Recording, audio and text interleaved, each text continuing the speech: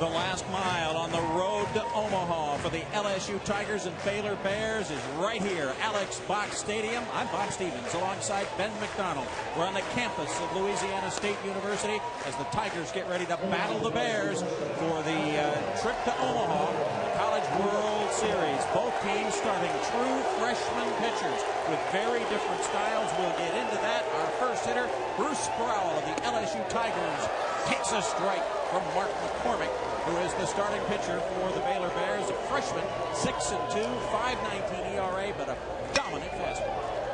And he just fouled off Sproul. Ed? McCormick has one of the best arms in college baseball. He can rush it up there into the mid-90s. You can see right there his problem is walks. So 45 walks, only 59 innings pitched. Does not give up a lot of hits, but is successful to give up a lot of walks out there. He also has 59 strikeouts in his 59 innings and hasn't pitched in 2 weeks. We'll see how his control is early in this one. Here's the LSU lineup. Sproul leading off, followed by J.C. Holt, and then the big boys in the order, the men at the middle, Hill and Gilliam. Strike three call. Bruce Sproul sitting down. He's been in a slump. The sophomore from Knoxville, Tennessee. That'll bring up the center fielder J.C. Holt, left-handed hitter out of Seeper, Alabama, who is just 1 for 9 so far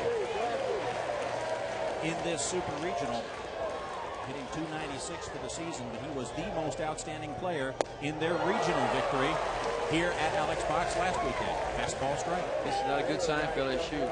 McCormick hasn't pitched in a couple of weeks. He is a control type guy. He needs to establish his fastball and his curveball. He has done that so far today. If he's on, LSU's going to have a tough time because he's got a real live fastball and a nice breaking ball.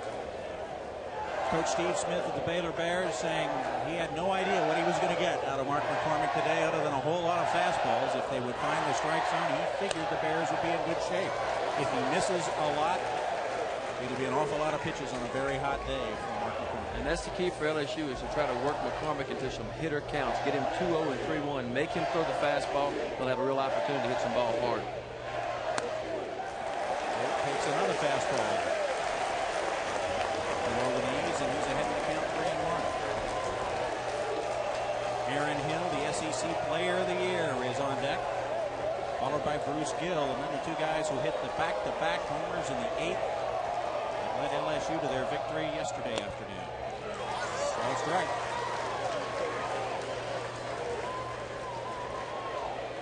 McCormick, 6'1", 195, out of League City, Texas, Clear Creek High School.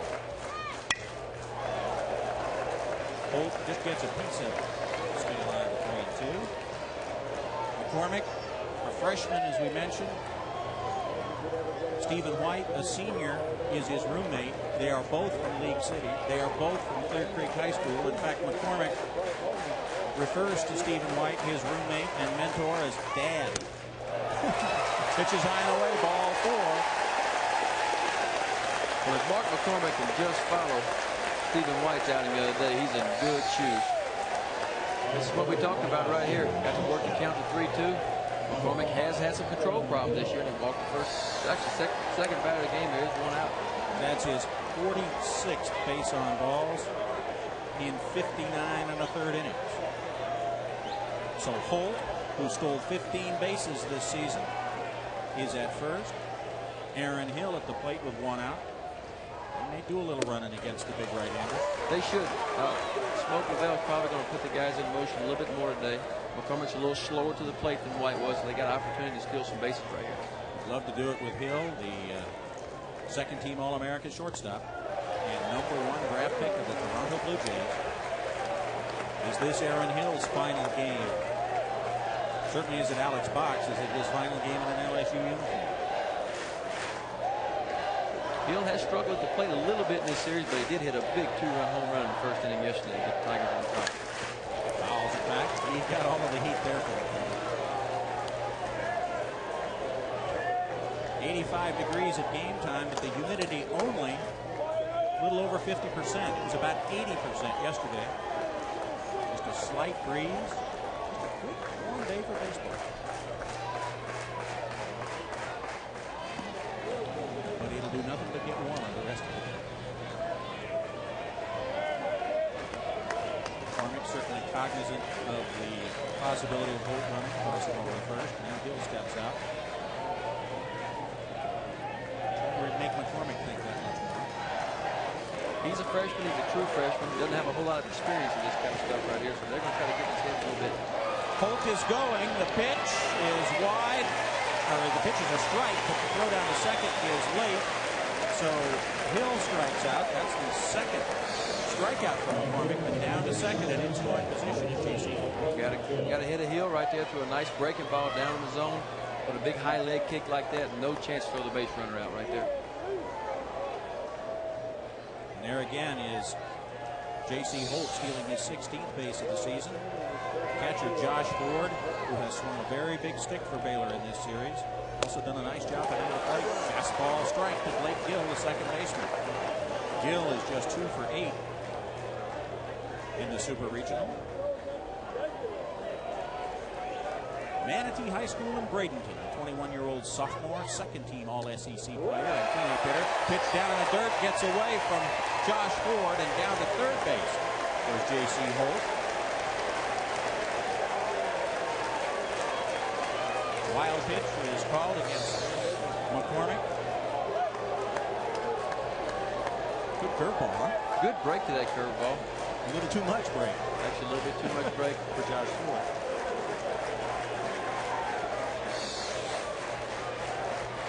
So the count 1-1 on Gill. McCormick needs to take care of business with the hitter at the plate. Not so much to worry about the runner at third. Gill. Ball in the outside corner. It's important for him to get that pitch too, isn't it? To get it called a strike. To keep the strike zone a little on the big side. Both of these guys haven't pitched in a couple weeks. They're going to be a little bit strong going into the ball game. So they really want to try to get a couple pitches early, get a few outs, and establish a little momentum for their club. LSU 2 for 22 with runners in scoring position in this Super Regional. They were 1 for 15 on Friday night. Tigers have really struggled with runners in scoring position. They got a few big hits yesterday. Harris and Nakarado came up with back-to-back home runs in the 8th inning. The Tigers were just 6 outs away from elimination. Fastball, strike 3. The swinging strike. He strikes out the side with a walk in the middle. So nothing for LSU in the top of the first. Baylor coming up in the bottom in the land of the Tigers.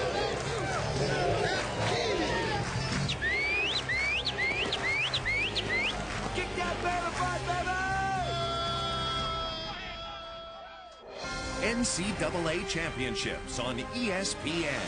The Road to Omaha is brought to you by Singular, the wireless company that fits you best, and Panasonic, ideas for life. Even Mike the Tiger is pacing around today as his LSU Tigers try to win a 12th trip to Omaha in the last 18 years. You see Tigers everywhere you go. Got one sitting next to me, Ben McDonald, the great LSU Tiger of the late 80s, Golden Spikes Award winner, the college baseball version of the Heisman Trophy back in '89. Which one's bigger for you, the Golden Spikes or that Olympic gold medal? I got to say the Olympic gold medal. It's not often you get to compete for your country, and that was just a big thrill. Indeed. Chris Durbin at the plate against Justin Meyer, yet another freshman, but a very different freshman from McCormick. He's an experienced freshman. He was their Friday starter throughout the SEC this year for most part of the year and did a tremendous job. Chris Durbin hits it high, deep, and gone!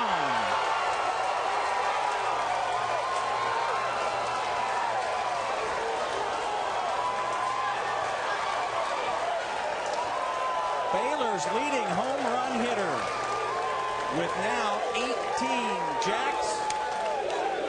Slams the second pitch from Justin Meyer into the left field seats. That's Baylor's first home run of the Super Regionals. They had a couple of balls yesterday they thought might have gone out, but the wind kept them in. Durbin, no doubt about that one as he blasted it over left fielder Bruce Brower. That ball was hit like we talked about. Meyer again hasn't pitched in a couple weeks. He's trying to find his strike zone, trying to find his location out there. He left that ball out open in the middle of the plate, and Durbin hammered it out there to left center. Here's co-captain David Murphy. First round draft pick as well. By the Boston Red Sox. He's working on a 10-game winning streak. Murphy, a great hand hand-eye coordination hitter. He has gone with the pitch so well through this series. Strike two. He was the last out in yesterday afternoon's game with maybe the hardest hit ball all day. Smoked it right back at the box. Jason Detterman made a great defensive save of his face by catching it with the final out. That was self-defense. And right before that, Durbin hit a fly ball to deep center field that a lot of the Baylor Bears thought was out and blew back in. So Durbin, this is like the ninth inning yesterday all over again. This time, Durbin gets it out of the ballpark, and we'll see what Murphy can do behind it. It's a strange game. Yesterday, Murphy, the two balls he hit hardest yesterday was a line drive the pitcher caught to end the game. The other one, the first inning, was a ground ball double play to Aaron Hill at shortstop. And he hit the ball real soft the other two times, both were base hits and scored runs. The 3-2 to Murphy. No ball four.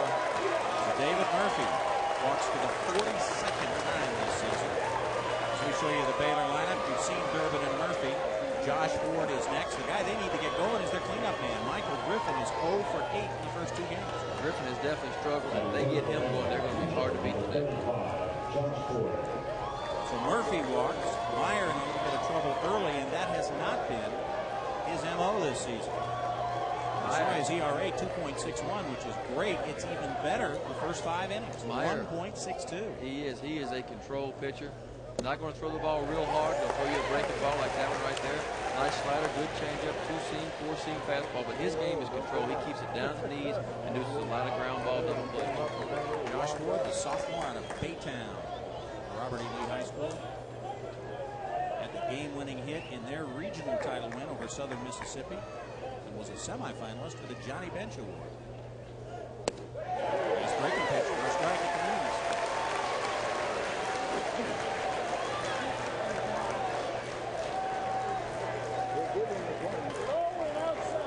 Justin Meyer trying to settle down into an opening home run.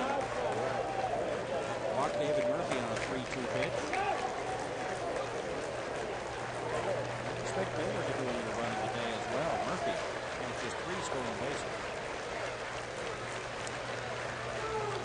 Down in the dirt, Murphy's going.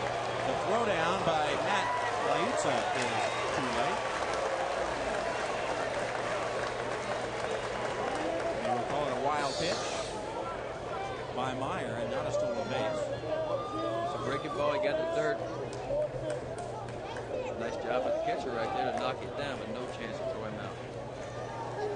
Murphy, great fundamental ball player. We talked about him slashing the ball back through the box. Earlier in the game, he had a single and a double just by laying the bat on the ball and going the other way with an outside pitch. And the slide into the bag. Ford in a 1-2 hole. That's Meyer's primary concern here. And finally, Ford backs out. We've seen very little of that during the first 2 games. Hitters trying to upset pitchers' timing, finally just wait too long in the box and ask them to get out. The games have moved along quite well.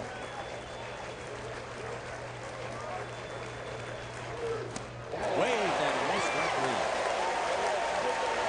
And that's Justin Meyer's game right there. Getting ahead in the count, expanding the zone there toward the end and making the Baylor hitters try to hit one of his pitches. That's the game within the game that we're going to be watching very closely today, is pitchers getting ahead in the counts. It happened on Friday night from both starting pitchers, particularly Stephen White.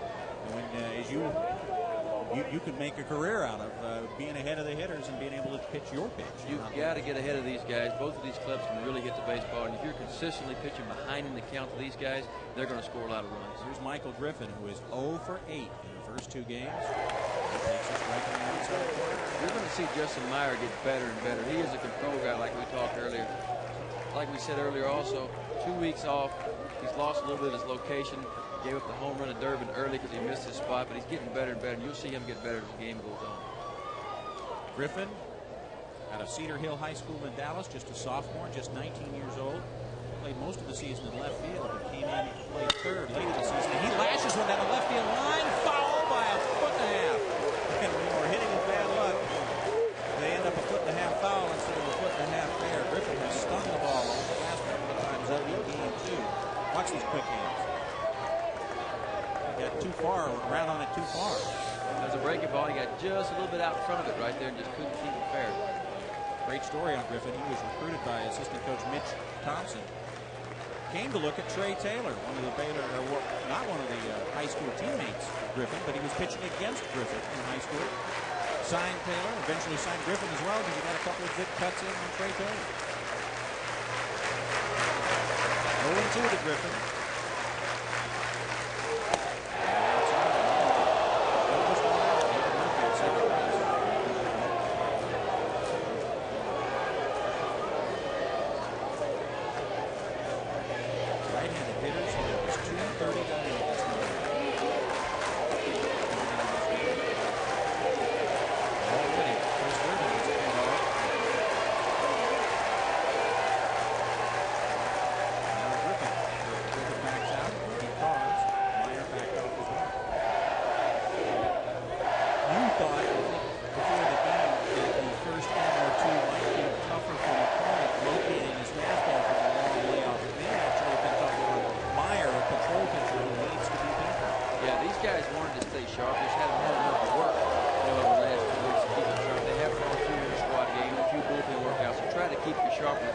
Just not the same as facing competition in this type of situation. I think you could make both arguments. For the power pitcher, they need to get their work in. But boy, if you're a surgeon like Justin Meyer, you need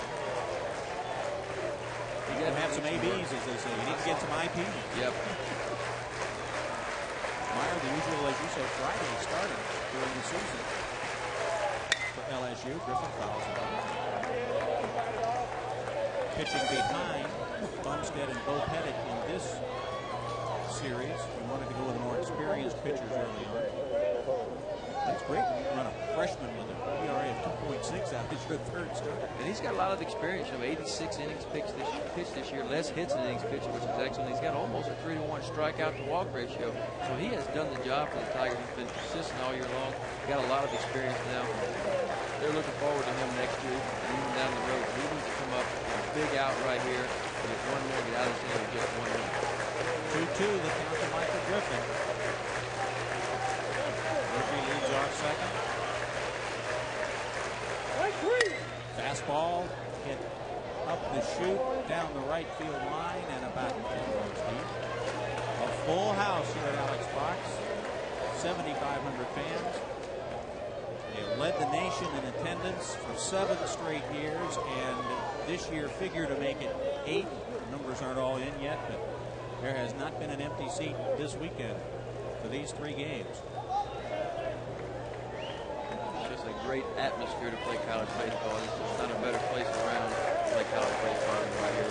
Baylor players have said that throughout this weekend, that they have just absolutely loved the atmosphere. It has not been incredibly hostile.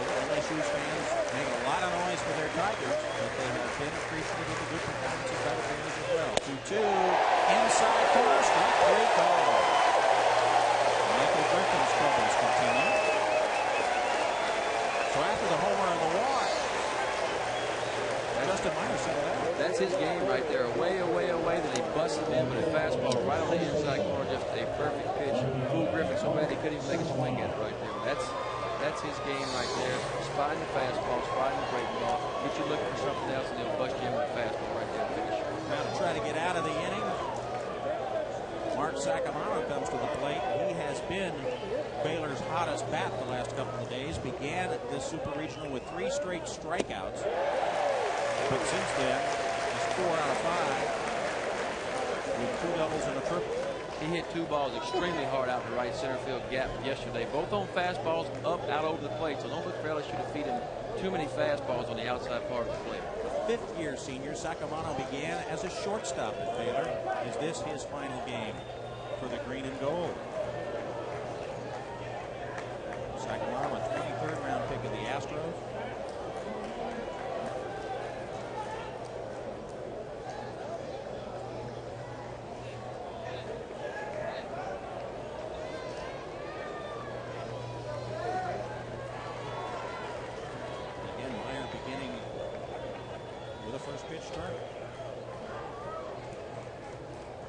Checks the runner, Murphy at second. Hanging curveball, hit down the left field line, and around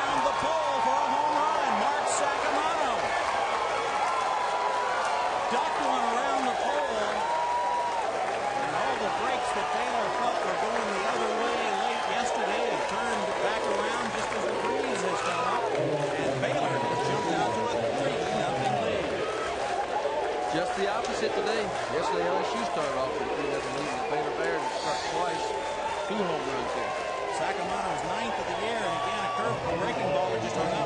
Breaking ball, he threw the first breaking ball, and Sacramento took it, threw him over, came right back with it, but he left it out over the plate, and he hammered it to left field for a 2-run home run. Mark Sacramento hoping to pack his guitar for a trip to Omaha. He's the head of the musical group of Baylor Bears. And he just brings it on the road for the longer seasons. Took it to the Big 12 tournament because he knew they were going to be there a week. Baylor playing its 4th consecutive weekend on the road. A season-ending series at Nebraska, then the Big 12 tournament in Oklahoma City, then the regional in Hattiesburg. This was the only #1 seed that was asked to travel for their regional. Then here in Baton Rouge, Zach Dillon, the DH at the plate, and ahead in the count 2-0. They have had four straight weekends they've actually traveled. Talking to Coach Steve Smith, he's pretty comfortable about being on the road in the Super Regional. Says he would love to. This is the kind of team, he says, that plays well on the road. They're just a good, cohesive bunch, and actually there's some more pressure on a home team, particularly in a regional or a super regional setting, because of all the expectations of the home crowd. Whoops. Dillon thought it was ball 4. Home plate umpire Perry Costello said, not so fast. You know how those umpires are in the league course. There's the pitch. Whoops. Dillon thought it was a little low. So 3-1. The news again, strike 2. Same pitch. Ben, what's he setting him up for? Well, unfortunately, got behind him 3-0, put him back-to-back fastball to get back in the count 3-2. He's got for him probably another fastball right here just to try to get it out, get his club back in the dugout. Goes away, and this is outside. Try to catch the outside corner with that and missed. So Zach Dillon does walk. 2 walks, 2 home runs for the LSU Tigers. As we welcome you to Alex Box Stadium in Baton Rouge, the road to Omaha, the final miles of which for Baylor and LSU being played out right here. Miami and North Carolina State in a rain delay. So a little extra for you folks who haven't had a chance to watch these two teams play. Bob Stevens alongside Ben McDonald. Brady Wiederhold out to settle down. His right-hander Justin Meyer. No action in the LSU bullpen. No, he's their guy for a while, right? He's been really good this year, like we talked about earlier. He's laid off 2 weeks, just not as sharp as he wants to be right now. He's had a long inning, throwing a lot of pitches right here, so he probably just wants to go out, give him a breather, calm him down, get 2 out, just get 1 more out, we'll come back in the dugout, we'll chip away at this lead. Here's Trey Webb, the junior out of Mansfield, Texas. Considered by Baseball America the top defensive player who was draft eligible nationally. He was taken in the 5th round by the Montreal Expos. The outside corner, first strike. And again, the difference between getting ahead and getting behind. We'll see if Justin Meyer is back in control now that he's back ahead in the count. He struck out 2 already here in the first, but he's also given up 2 home runs and 2 walks. Pitch is low.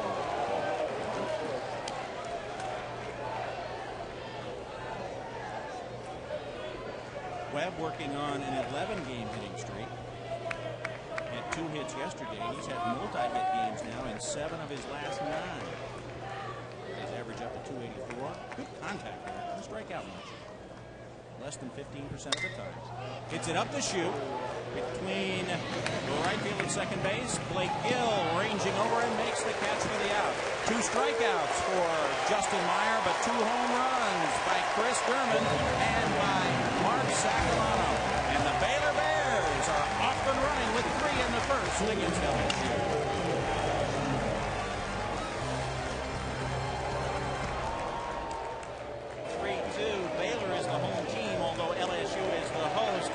Ben McDonald, Steve Smith had a decision to make yesterday when he won the coin flip. It's actually an option. He could have been the home team or the visitors.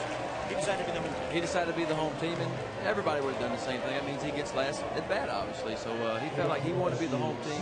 He's got his opportunity. He's got his Bears up 3-0 after 1 inning. He said he thought about maybe being the visiting team with a chance to maybe jump out and get some runs, which is what LSU did yesterday as the visiting team. Got 3 in the top of the first, and pretty much controlled the momentum early in the game. But he said, you know what, 150 years of baseball history probably shouldn't be messed with. There's a reason why the home team has lasted. He said, I want that last at bat just in case. I mean, that's what he decided to stay with. Mark McCormick dealing to Clay Harris, one of the heroes of yesterday's comeback win by Baylor. Harris hit the first of the back-to-back homers. Almost hit a couple of them Friday night. He went 3 for 4. Also had 2 singles yesterday. McCormick fastball misses up.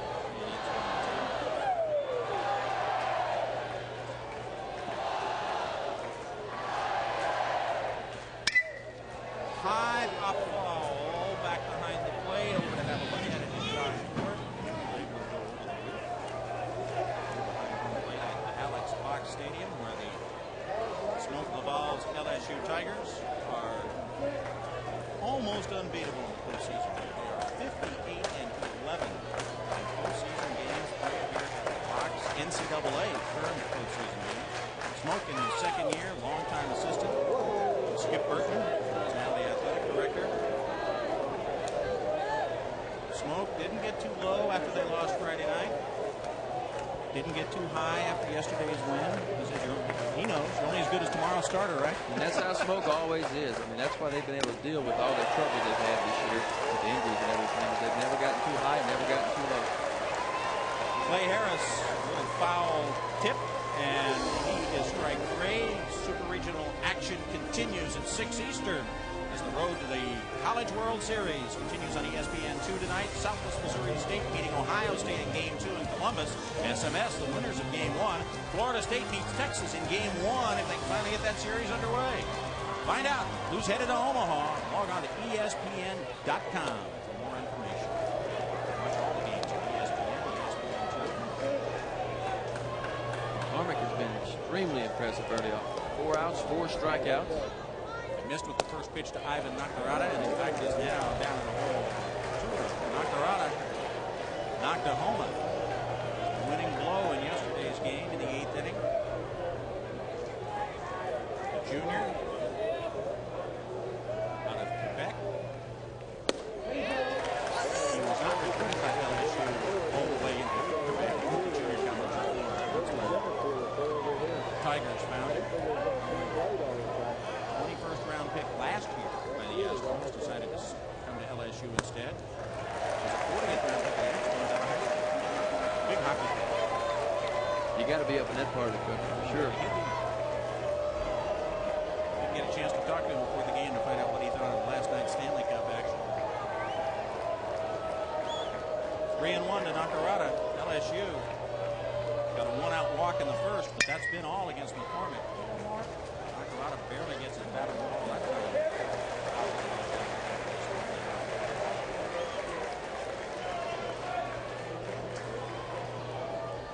Nakarada 0 for 4 in Game 1. His only hit in the Super Regional Division. Just 4 pitches after Clay Harris had tied the game in the 8th inning. Nakarada loops one into left field by Webb at short. Ivan Nakarada with a 1-out single. Let's see if LSU can take advantage.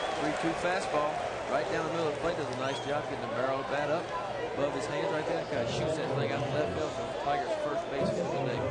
Good job of working with a pitch up and in and fighting it off. And that's hard to do because, I mean, McCormick is throwing the ball extremely hard. He's up there in the low 90s right now. He's really rushing up there, so it's hard for those hitters to get on top of that ball, not to pop it up and be able to shoot it out there. So it's a good job of hitting. Now Ryan Patterson, the DH.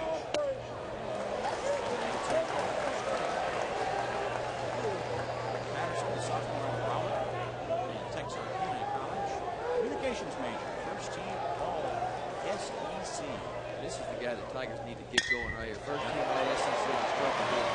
Webb makes the play at short, but the throw is dropped at second base by Kyle Reynolds. Trey Webb did a nice job of picking it up in the hole. Would have been a tough play at Baylor Bears this year, not making the plays, not making defensive plays. This is a tough play. Would have been tough, but would have got him out in a second. Would have caught the ball. They're going to call an error on Kyle Reynolds to get Patterson in there. So now LSU's got a little something going. Baylor's defense has been its Achilles heel throughout the season. This is a team that's made 105 errors now and costed 75 unearned runs this season. That number doesn't mean much until you hear LSU's number, which I'll tell you in a moment after we talk about John Zarang's 3-run homer. We are tied at the box.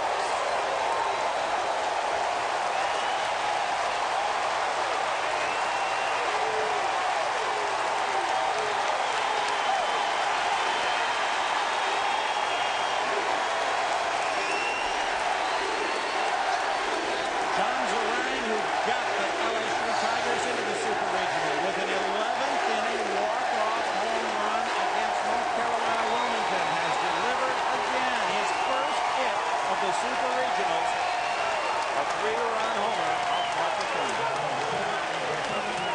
The fastball he left out over the plate. We're going to see what the true freshman is made of right here. His team went out in the bottom of the first and got him 3 big runs to work with early in the game. Now he's giving all 3 of them back right here. Coach is out, talk to him, trying to send him down. 8,000 screaming cages right here tonight. It's going to be an exciting ball game the rest of the way. So Baylor gets 3 in the bottom of the first, and LSU does exactly what they needed to do. Put up a crooked number in the top of the second and get right back in it. A defensive lapse by the Baylor Bears has come back to fight them again. Yesterday's game, didn't get a chance to see it. Turned very early when the first hitter of the game, Bruce Sproul, bounced one to first base, and the pitcher covering didn't catch the ball. And before that inning was over, LSU had 3. It has happened again here at the top of the second. Seems like every time you make an error, too, in these big games, they always come back to haunt you. 5 for a ball, 93 miles an hour that time. You see Kyle Reynolds is still take head off. A shot at catching the ball at second. Wouldn't have turned the double play. It would have still brought Zarang to the plate with 1 on and 2 out instead of a 2-run run. Kyle, the son of 15-year Major League veteran, longtime Houston Astro Craig Reynolds, who is here in the ballpark. Big curveball strikes out Laetza. That is his 5th strikeout. In fact, it's been all 5 outs for the Baylor Bears. He's got some terrific stuff out there. He's lost his concentration for a minute, got a ball up out over the plate. Lost it for a 3-run homer right there. Well, again, the first pitch after the error. The first pitch. Always comes back to get you. Here's the leadoff man, Bruce Sproul. We'll see how the Tigers go second time through against the fastball of McCormick. Remember, 2 freshman pitchers. Yeah, it's tournament time, and they're probably not real freshmen anymore. They've had enough college experience to qualify as better than that. They've both become a little rattled by the home run ball here early. The LSU's got a combination of a freshman pitcher and a freshman catcher. So we have 2 freshmen in big situations for LSU today. Well, Baylor's catcher's a sophomore. That's right. Andrew Wise is a true freshman. Been a freshman catcher all year long for him and done a great job. Sproul, catcher number 13. This is it for these 2 teams. Win and go on to Omaha. Lose and go home. Baylor's been to the NCAA's 6 consecutive years now and has not been to Omaha. Fouled off at the plate. Looked like Sproul bounced that one off his own. Walk it off. And that hurts. Oh, yeah. Well, you know, you never had to hit. Never hit too much. Maybe batting practice every now and then. But I tell you what, you foul a 94-mile-an-hour fastball off the top of your foot like that, it hurts. He wants to take a couple balls there where he can walk down to first base. Sproul's got tough feet, though. As we mentioned earlier in the series, he lists one of his hobbies as snowboarding. Fouls that one back to the screen. This is for a kid from Tennessee who is playing baseball in Baton Rouge.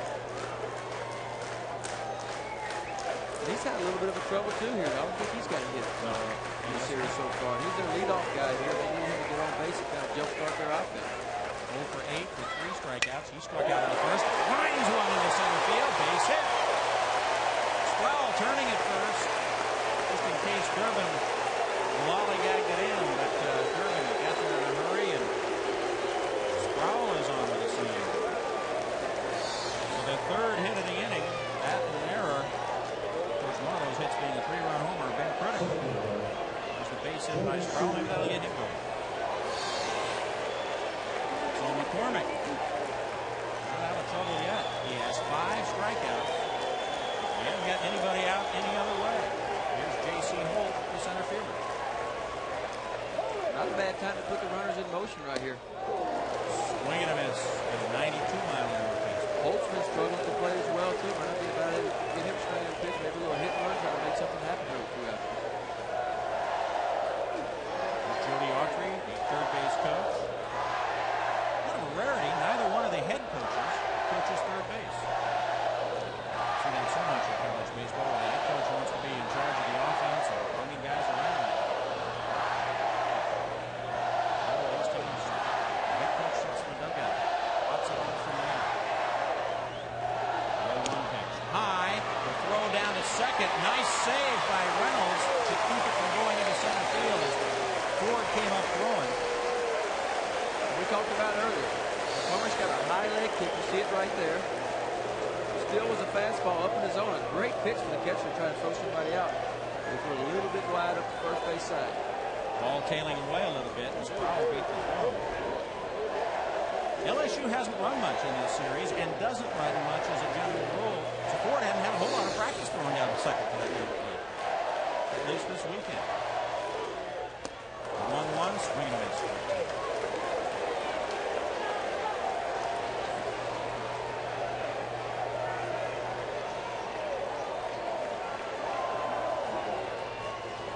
Holt worked McCormick for a walk and worked his way around the third base in the first before Hill and Gill both struck out.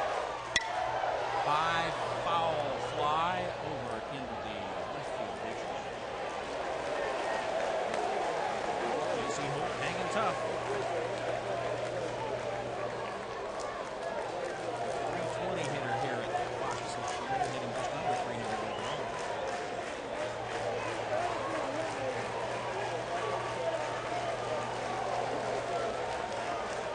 McCormick's 1-2. Breaking ball. McCormick thought he had it, and it broke so far. The umpire called it for us. He said it was just too high. It was a little bit high. Broke right into the glove. There's our home plate umpire, Perry Costello. That's when your curveball is biting too much. That ball's definitely high. Across the plate a little bit high right there. But great bite. They just started a little bit too high. Nice of the umpire to tell him why. Just explain right there. It was just a little too high before it get into the catcher's glove. 2-2 the count to J.C. Holt. Randy Ford's telling him, don't mess with him, just let's throw smoke. Holt, I mean, he's been struggling at the plate right here. I mean, he's got to be careful. He does have a base open over there, so he doesn't want to give in and throw him something right down the middle of the plate because he's got a base open. He's got somewhere to put him over there. On the other hand, you'd like to get him out, get your club back in the dugout. On the other hand, the 3 and 4 hitters are next. Right. Hill and Gill. You could just as soon get J.C. Holt right here. Here's the 2-2. Outside corner, but just missed. He's a breaking ball again. It's 3-2. Yeah, if he keeps walking off the mound like that, he won't get any marginal pitches from the umpire. They only let you do that a couple times a game before they maybe start holding it against you. Perry Costello from Lansing, Michigan, behind the plate.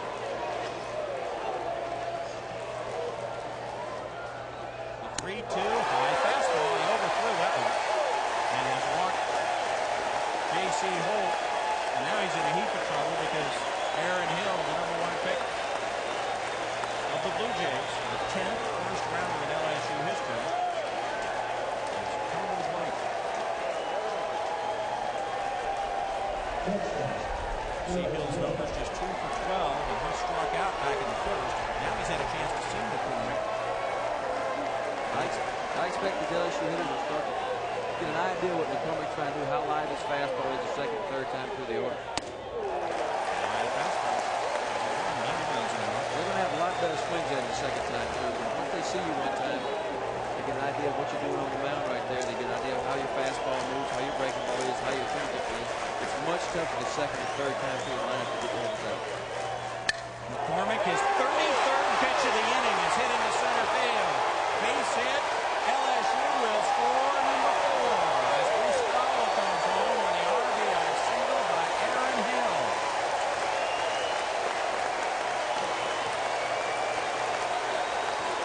Hill with RBI number 65 of the season.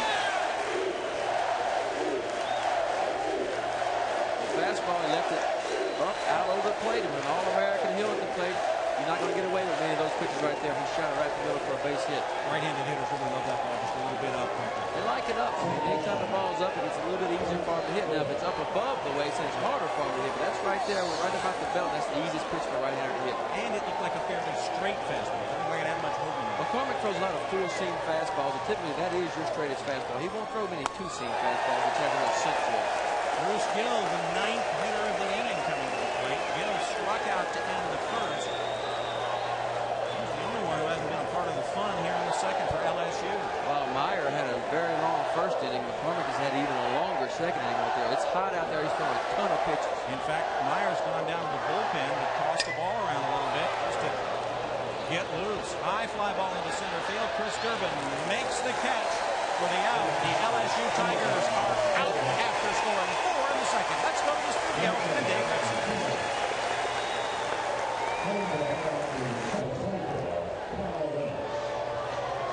The winner of this LSU Baylor series will play the winner of that Cal State Fullerton Arizona State series on Friday in Omaha. Back out for the bottom of the second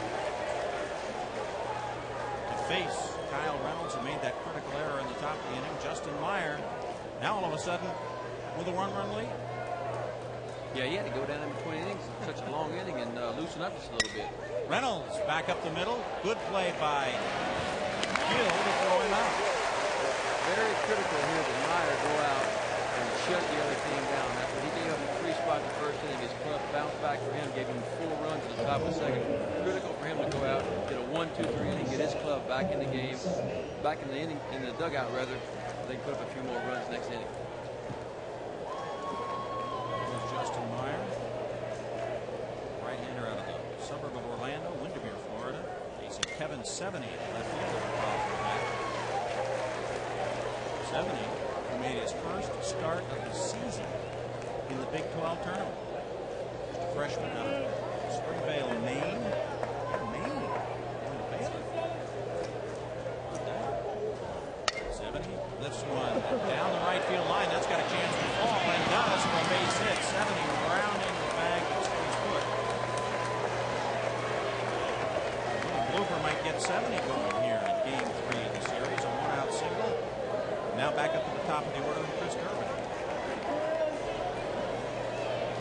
Durbin, who almost got one in the 9th inning yesterday, leaves no doubt here. He got a got the count in his favor like we talked about. Got a nice fastball and hammered it way out there to the center field. Chris Durbin's 18th home run of the season. He steps in with 1 on and 1 out. He had been fighting for a slump during the Big 12 tournament and the regional, just 6 of 38, but he's now 5 for 10 here in the Super Bowl. They need to get him going, and he's going. They're scoring runs. Meyer started him off with something different. That started him off with just a straight changeup. Nice strike one. With the home run, Chris Durbin has now scored 94 runs this season. Against Omaha, he could have a 100-run season. That's an amazing year. 18 home runs in the leadoff spot. Yeah. There it is again. Same pitch. Straight changeup by Meyer. Doesn't want to throw this big green fastball as you saw last time. He can really hit it a long way. He wouldn't throw the third one. I think he would. I mean, very possibly. He hasn't made any adjustment. Hadn't even swung at a third one yet. But if he does throw the third one, he wants to bounce this one and play. He doesn't want to throw it for a strike. He wants to have it down in the zone for a ball as efficient that he gets a strike. Right, time called by the home plate umpire. See if Justin Meyer decides to throw the third straight off-speed pitch. You Normally when you go slow, you always come back with a fastball. But if he throws him a fastball here, it'd be a good time to throw a fastball in off the plate. Don't even try to throw it for a strike. Just get it off the plate, then come back with something slow away. He's looking fast. Did it again. Went for a third changeup right there. You see where it was. It was outside. It bounced in the dirt, but it's a good pitch. 65 miles an hour. Couldn't get arrested for throwing that one. Kept it away from the zone. That's what your changeup, that's what you really want it to be. If you throw the ball 85 miles an hour, you like for your changeup to be 10 to 12 to 15 miles an hour slower than your fastball. That's a real good speed.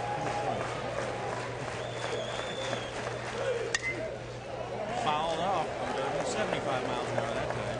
Took a little off the fastball. Took a little bit off of that. Was definitely another off-speed pitch. So we've seen 4 consecutive off-speed pitches.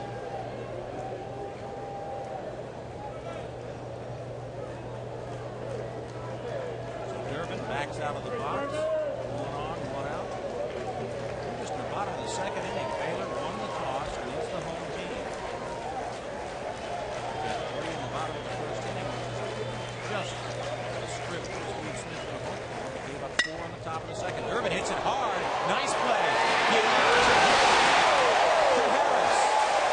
4-6-3 double play. Turned by LSU. Justin Meyer heads to the dugout. His Tigers up by 1.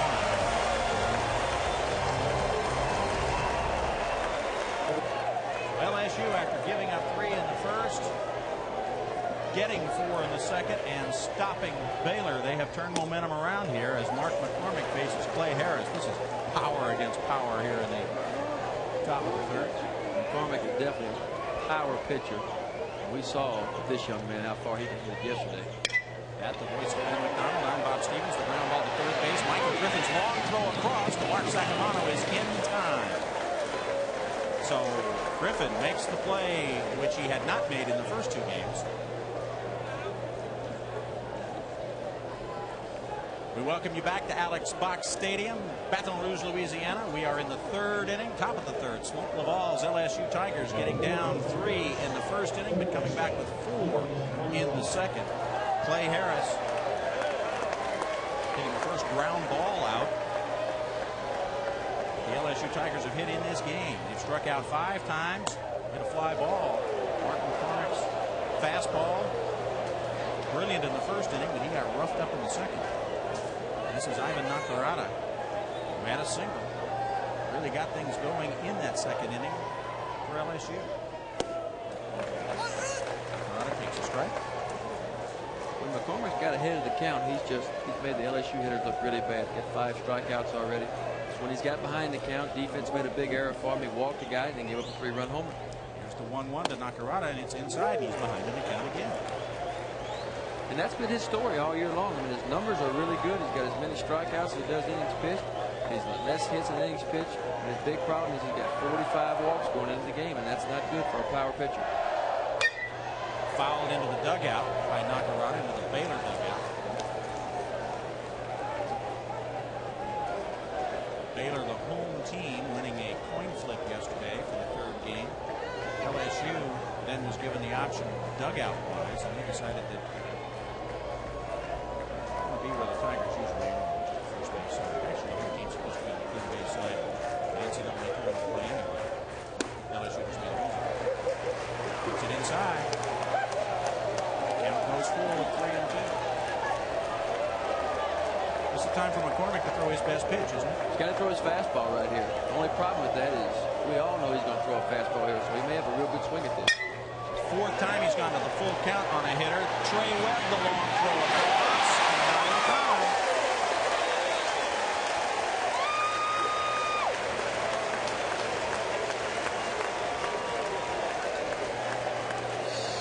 Nakarada beats it out. Let's see if it should be a hit or an error. Nakarada. Good pitch. Good aluminum on the ball. Nice play in the hole by Webb. The long throw in the dirt. Sacamano just didn't quite make the play. And it's ruled a hit. Nakarada, his 2nd hit of the game, his 3rd consecutive hit of the game yesterday afternoon. Webb did a nice job right there just to get to that ball. Made a pretty good throw there.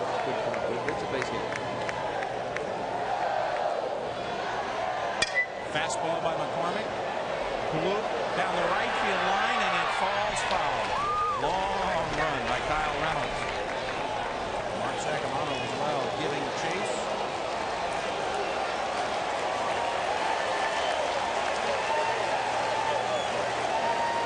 And now they've decided to send Ivan Nakarada to second base. And I am not sure why. They got a little ball. I guess he called the ball. Base umpire call.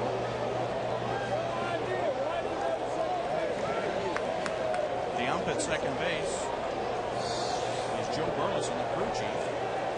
Let's see what happens. Call a ball. You have to come to a discernible stop. We didn't see him. Usually they call it very vehemently right off the bat. We didn't see anybody do that. So they really did not come to a discernible stop. The balk sends Nakarada to second. And a high pop-up this time by Patterson. Sends Murphy to the line. He makes the catch. Nakarada is tagging. And he goes to third. So Ivan Nakarada is at third base on the fly to right by Patterson.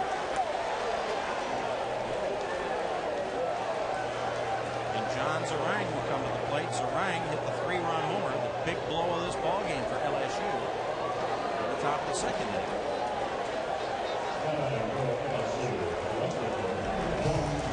That was on the first pitch by McCormick after an error by second baseman Kyle Reynolds. He got all. They needed that too. They were down 3 runs right there. That put them right back in the ball game and tied it up at 3 apiece. Gets a first pitch strike. This time is right. McCormick comes right back after him. He's got to. The fastball is his best pitch. He gave up a 3-run homer to Zarang last time on a 3-run homer, but fastball is his best pitch. He's going to come right back at him again. Zarang, a sophomore out of Thibodaux, Louisiana. Didn't get to properly introduce him the first time up because he swung at the first pitch. And we talked about earlier, this LSU squad and Baylor squad, there's a couple of young teams. They should be back in the mix again next year. Zarang was a 3rd-round pick of the White Sox in 2001 out of high school, but decided to go to LSU.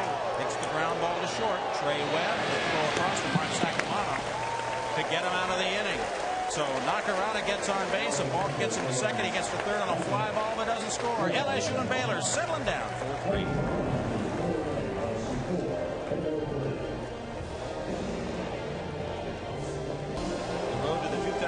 College World Series continues on ESPN2 tonight. Super regional action at 6 Eastern. Southwest Missouri State meeting Ohio State in Game 2. Florida State meeting Texas in Tallahassee in Game 1.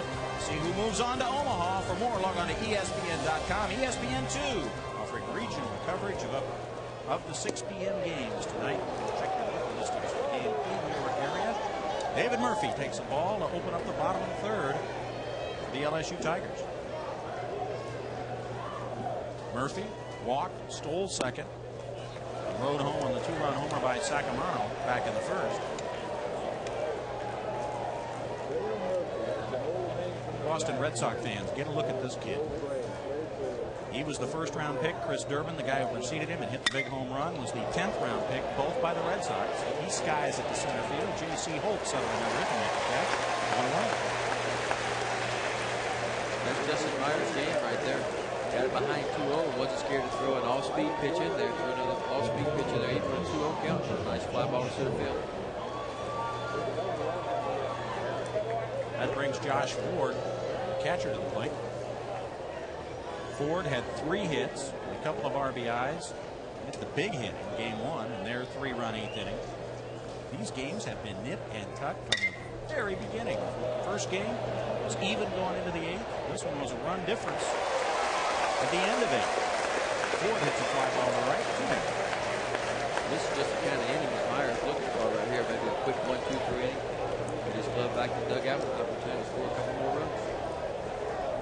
Both freshman pitchers have settled down since the early trouble they got into, haven't they? They both had one bad inning, and we kind of expected that. Like we talked about earlier, both of them haven't pitched in about 2 weeks now, so we didn't know what kind of stuff they were going to have, how accurate they were going to be. They both settled down right here.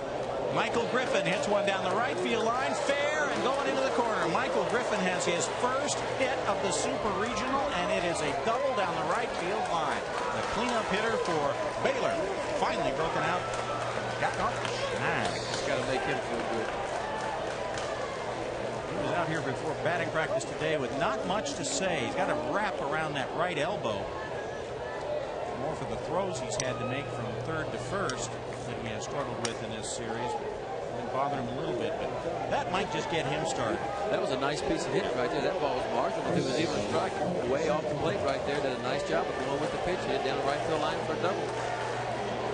Graphic not quite right by my count. That's his 26th double of the season. He's been a great doubles hitter working down the lines. All Big 12 first teamer, leading the team in RBIs with 76. Pickoff play. Pickoff play back to second. Big quick throw by Meyer.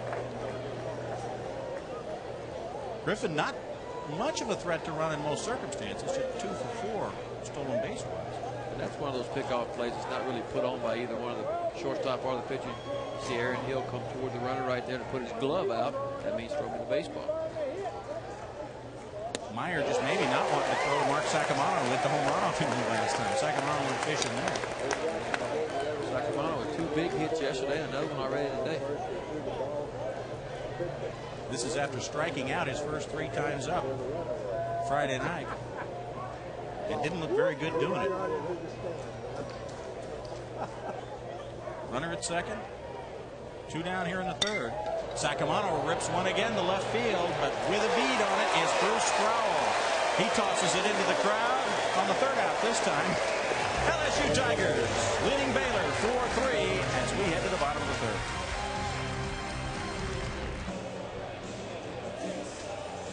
LSU leading Baylor 4-3 here at the box. Mark McCormick has struck out 5, walked 2 through the first 3 innings. He's kind of been all or nothing. That's a great breaking ball. Got a hit in the count. Another breaking ball down the dirt. And a 4-seam fastball up high in the zone right there. Another 4-seamer. Good breaking ball. That explanation coming from the guy who is still the single-season strikeout king at LSU, Ben McDonald. 202 strikeouts in 1989 in 152 in the third innings. They won't let anybody pitch 100 innings anymore, will they? I don't think so. Not anymore. You pitched 152 in the third in 1989. The LSU Tigers went to the College World Series. They need those burgers after. I wish they would have. I wish I had something to do with that. McCormick facing catcher Matt Liuzza. Liuzza, 5 hits in the first 2 games. Struck out in the second. There's the fastball. Misses high. Liuzza's done a great job for the Tigers this year. They lost one of their catchers early in the year. This year he stepped in as a true freshman. Done a tremendous job handling his pitching staff. Let's talk about what they lost. They lost the starting catcher. They lost the starting shortstop. They lost 2 starting pitchers and the closer. And the closer, of course, their team leader, the glue of their team down at third base, Wally Font. They lost tragically. So it's to be where Smoke LaBelle's got these LSU Tigers at this time of year is really an amazing year for them. Win or lose. Win or lose, yep. Right. I mean, it's not every day you lose 9 starters and you still have an opportunity. They're the guys who Mestapay and Wilson were the 2 aces of their staff. Last year, their closer in Nall, and then Howard, the shortstop, and Weaver, the catcher. They've lost a ton of players this year and still have the opportunity. 1 win away from Omaha. And a walk to Matt Liuzza. Gets him going here in the fourth. A leadoff walk. You saw the silhouette of Wally Pontiff, the third baseman and captain of these LSU Tigers last year. They have the 31 Wally. You see it on the back of Smoke's cap right there to remember Wally Pontiff. And these are the type of games and the type of series they really miss a guy like Pontiff the most. He was their team leader. He was a guy that calmed all the young players down. And yesterday, when the Tigers were down 1-0, they really needed somebody like Wally Pontiff to calm them down. Justin Detterman said he might have blown the ball back in last night. Here in Baton Rouge, LSU leading Baylor 4-3. Nobody out and a runner on in the top of the 4th inning. Hard throwing Mark McCormick. Digging himself another little hole with his 3rd walk.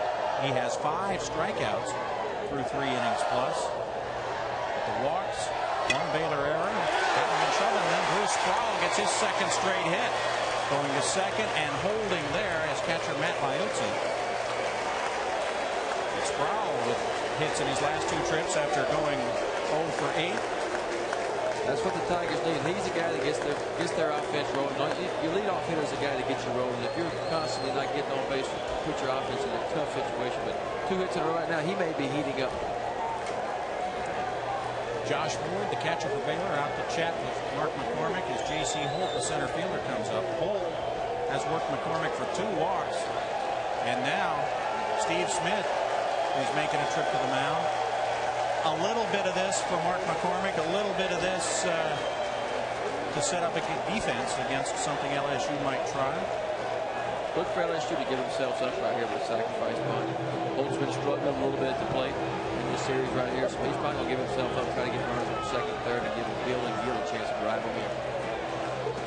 ESPN, your destination for Major League Baseball. This Sunday night, 2 of baseball's historic franchises doing battle for the first time since 1938. Derek Jeter leading the Yankees into Wrigley Field to meet Sammy Sosa and the Cubs. Sunday night baseball presented by Nextel at 8 Eastern on ESPN. For more, log on to ESPN.com. They had a dandy game yesterday at Wrigley. Roger Clemens denied his 300th win. Eric Karros hit a 3-run. It looked like Clemens was too happy about coming out of that game early, like he was taken out. Just 84 pitches. Speaking of pitch counts, we're going to start to monitor Mark McCormick's here pretty soon. Good chance for Coach Smith to go out there, calm his young freshman down, maybe put a pickoff play on, or maybe a bunt defense. J.C. Holt gets the bunt down, but it is caught by Michael Griffin. The runners hurriedly get back. Nice job by Griffin to dive and catch the bunt. That was an incredible play right there. Would have been a tough double play ball if it had dropped. It might have been a tough play at first altogether. But Griffin makes a nice rolling catch of the bunt by Holt. We saw it yesterday. Both clubs tried to get themselves up in the same position, first and second. Not executing, not getting a sacrifice bunt down. Baylor did it once yesterday. LSU did it again. Here's Aaron Hill. Hit shortstop. Takes one low for a strike. Or look for a ball. So 1 out, runners at first and second. Hill really had to take a leadership role in his team. We talked about Wally Pontiff a few minutes ago. Hill is pretty much the leader of this club now. Not only the best player, but the most important. They look to him for his junior leadership. Obviously, he won't be coming back, first-round draft pick. He's had a big year for the Tigers. LSU just 2 for 7 with runners in scoring position today. That makes them 4 for 29 for the weekend. They have really struggled with runners in scoring position. The first night, Stephen White did a tremendous job. We saw him early in the first game of the series. He was just nailed the runners in scoring position. His fastball went from 88 to 90 up to 94 miles an hour. LSU didn't have much of a chance to get any hits from the take out. All right, the 3-0 pitch coming up from McCormick to Aaron Hill. Just misses inside, ball 4. That's the 76th pitch thrown by McCormick. He looks toward the umpire thinking he had a strike, at least strike 1 there, if not earlier in the count. McCormick got to settle himself down or he'll get some trouble with the umpire. The 4th walk issued by McCormick. Walks have been a problem for McCormick initially at the beginning. He's got himself in a tough situation right here. The base is hurt, only 1 out. LSU's better hitters at the plate. Blake Gill, the sophomore second baseman, hits a high pop-up down the third base line, down over by the crowd. Michael Griffin would love to go in there after it. The fence stops him, and it's just strike 1. The good thing about McCormick right here, he is a strikeout pitcher. He's a power pitcher. So when he does put himself in these situations, if he can get ahead of somebody, he's got the killer pitches to go ahead and get him a strikeout when he needs one. And he needs a strikeout extremely bad right here. Blake Gill does not strike out much. In fact, he's one of those LSU Tigers, and there are 3 or 4 of them that walk more than they strike out. The off-speed pitch left outside.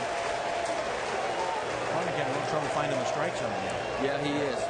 His pitch count has gotten up, and the bad thing about it, he has a couple of long innings. You know, in the second inning, they kept him out there a long time, and that really wears on him.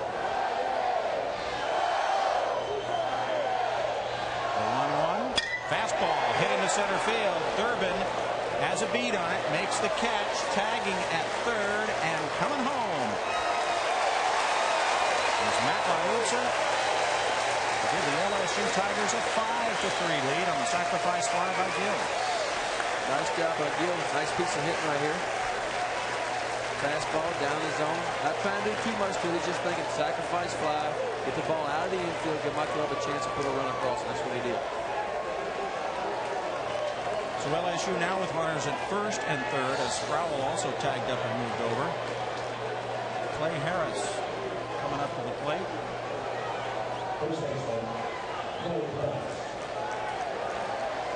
We've got action down in the Baylor bullpen. Andy Pape is getting loose. As Clay Harris steps in, he has struck out and grounded out. Clay's a big, strong kid, sophomore, 6'4", 230 pounds. And we saw yesterday, he hit the ball a long way opposite field off the Alex Box Stadium scoreboard right there. It was 400 foot to the opposite field.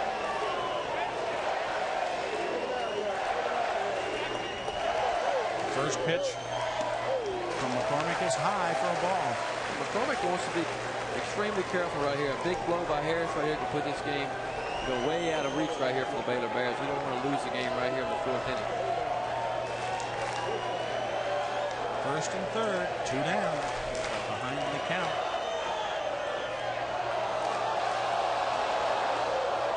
Not a bad idea right there. It's a little what they call a first or third move. You actually fake the third first, hoping the first base runner is moving on your first movement toward the plate, catch him hung up, maybe get yourself out of the inning without even having to pitch to Harris. The 1-0 fastball drilled by Harris over the diving. No, great catch by Trey Webb. Thought that was going to drop in, but Trey Webb doing a great job in short left field to make the catch. While you watch it again, we'll let you know LSU got one. They now lead the Baylor Bears 5-3.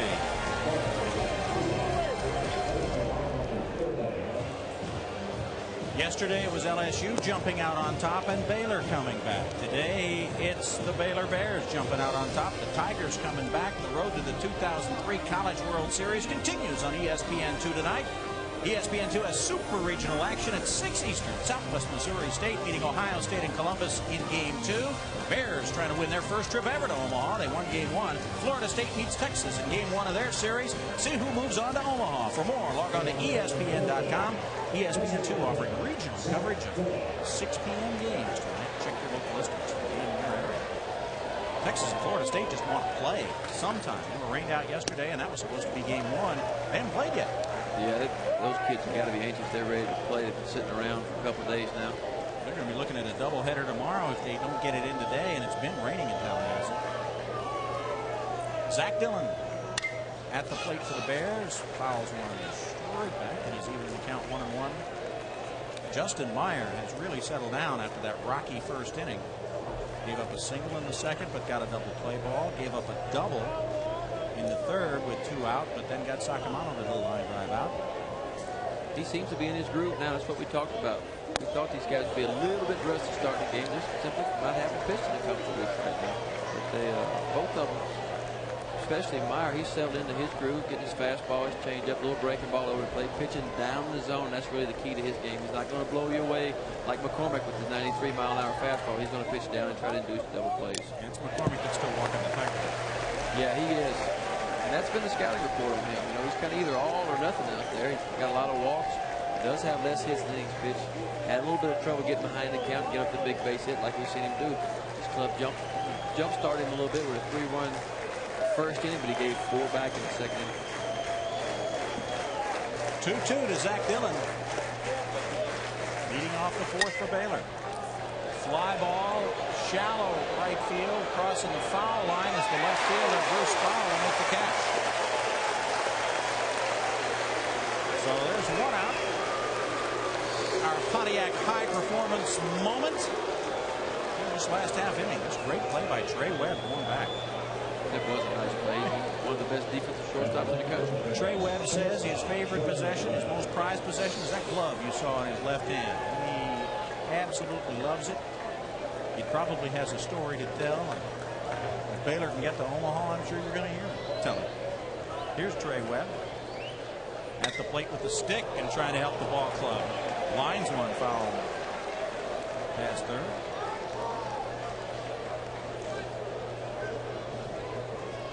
We've seen Webb do it almost every game in this series. He swings at the first pitch. He's definitely a first pitch hitter. Webb popped up to second baseman Blake Gill his last time up. LSU has his number now, though. It only takes 1 or 2 games in the scout report to see that he gives a first ball fastball hitter. So you can see they lead him off with all speed stuff almost every time up. Justin Meyer has only thrown 52 pitches and is 1 out through the 4th inning with that. They're not asking him to go 9 anyway. Control pitcher, that's his game right there. Lots of strikes, not many balls. He's going to be down in the zone most of the time. Webb bloops one into center field for a base hit. That was a mistake right there. That's an 0-2 pitch. Catcher won the ball out way off the plate out there. Didn't quite get it out there now. Webb now has a 12-game hitting streak working. That is his 4th hit of the Super Regional, and he is on with 1 out for Kyle Reynolds and Kevin Seveny, a couple of guys who need to get it going. Reynolds bounced to second his last time up. Of course, made that critical error in the top of the 2nd inning that really opened the floodgates for LSU. Reynolds had a hit and scored a run in game 1, went 0 for 3 and struck out a couple of times yesterday. Just missed inside. Nice job by Liuzza trying to frame it, trying to get him that strike. Liuzza's done a real good job for the Tigers this year. See, the umpire always sets up on the inside corner of the catcher right there. You can see him where he sets up. He's off the catcher's right shoulder right there. So those pitches that are away on the outside part of the plate are away from a left-hand hitter. He's really guessing at those pitches right there. So if they're marginal out there, maybe 2 or 3 inches, lots of times the pitcher's going to get the call. Especially if the catcher helps him. Absolutely. He frames the ball and leaves it right there for the umpire. He's kind of guessing at that pitch. You see where he's set up right there? 1 on, 1 out. Outside corner for a strike. We're at Alex Box Stadium on the campus of LSU in Baton Rouge. The road to Omaha, the final miles. LSU and Baylor being played right here. I'm Bob Stevens alongside LSU legend, #1 pick in the entire draft in 1989, Ben McDonald. Has come home to retire and become the Kingfish of Louisiana. Reynolds swings to try to protect the runner. They throw a second. Got him. Great job by Leosa to throw the low pitch down to second base and get the second out. Trey Webb trying to steal it. Just a hit and run right there. Maybe just trying to protect the runner, trying to steal a base right there. Reynolds was trying to protect him on the straight steal, and now Reynolds is in a hole, 1 and 2.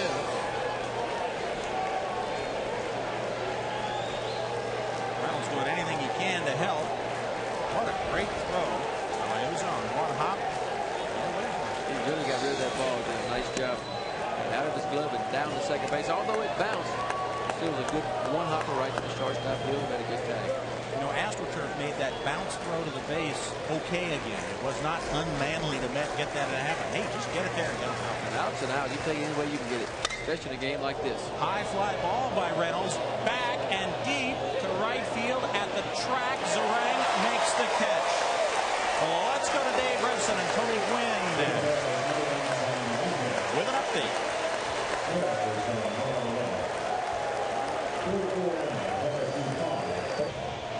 LSU's left 6 runners on base through the first 4 innings, but they've gotten 5 home and have a 5-3 lead on Baylor. Tonight, the NBA Finals come to New Jersey for Game 3 on ABC, live at 8 Eastern. Plus, at halftime, a special musical performance by Jewel. Don't forget, if you're not at home, you can listen to the game on ESPN Radio. NBA Finals on ABC tonight. Game 3 of the series that is even there. We are in Game 3 of a series that is even here. Winner goes on to Omaha. LSU Tigers spotted Baylor a 3-run head start, but now lead 5-3 as they bat the top of the 5th. Ivan Nakarada takes a strike. Mark McCormick. McCormick's back out there. He's had a rough couple of innings. He's thrown 84 pitches already through 4 innings. A lot of pitches. Nakarada drops it back. Yeah, but he's a young, strong, 19-year-old freshman.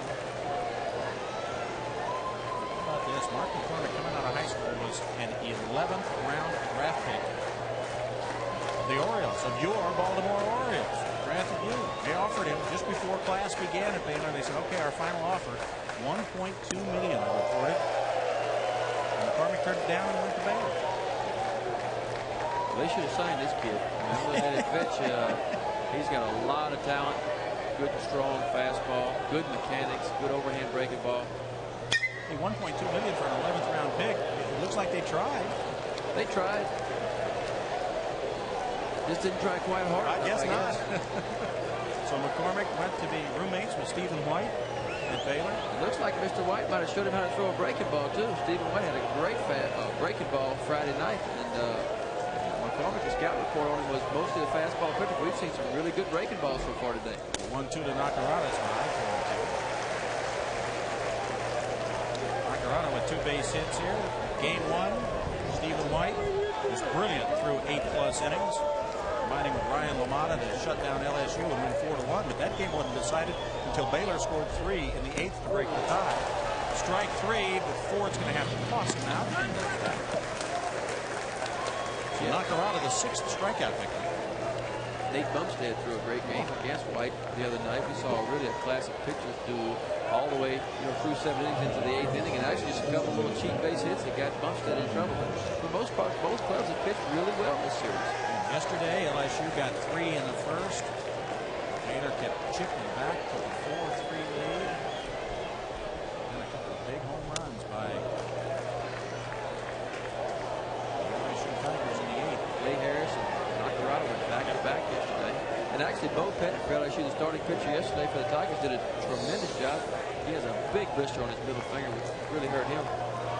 McCormick with that high fastball. Wake you up. This kid's just going to get better and better as he gets a little more experience. Michael Griffin's toss across is in time, and there's 2 down here in the 5th.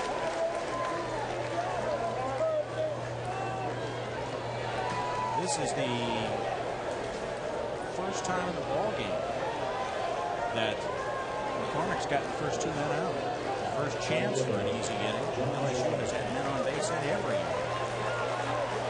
Nakarada strikes out. Ryan Patterson bounces out.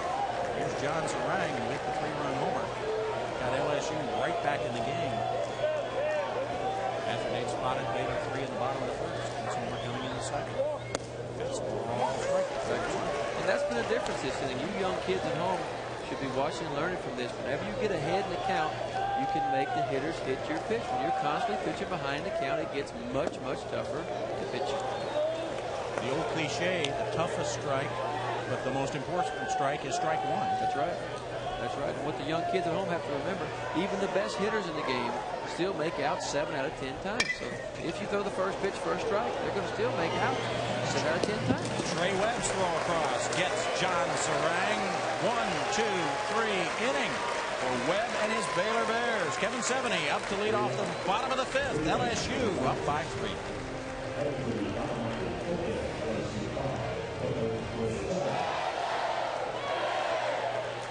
Here in Baton Rouge, LSU leading Baylor 5-3.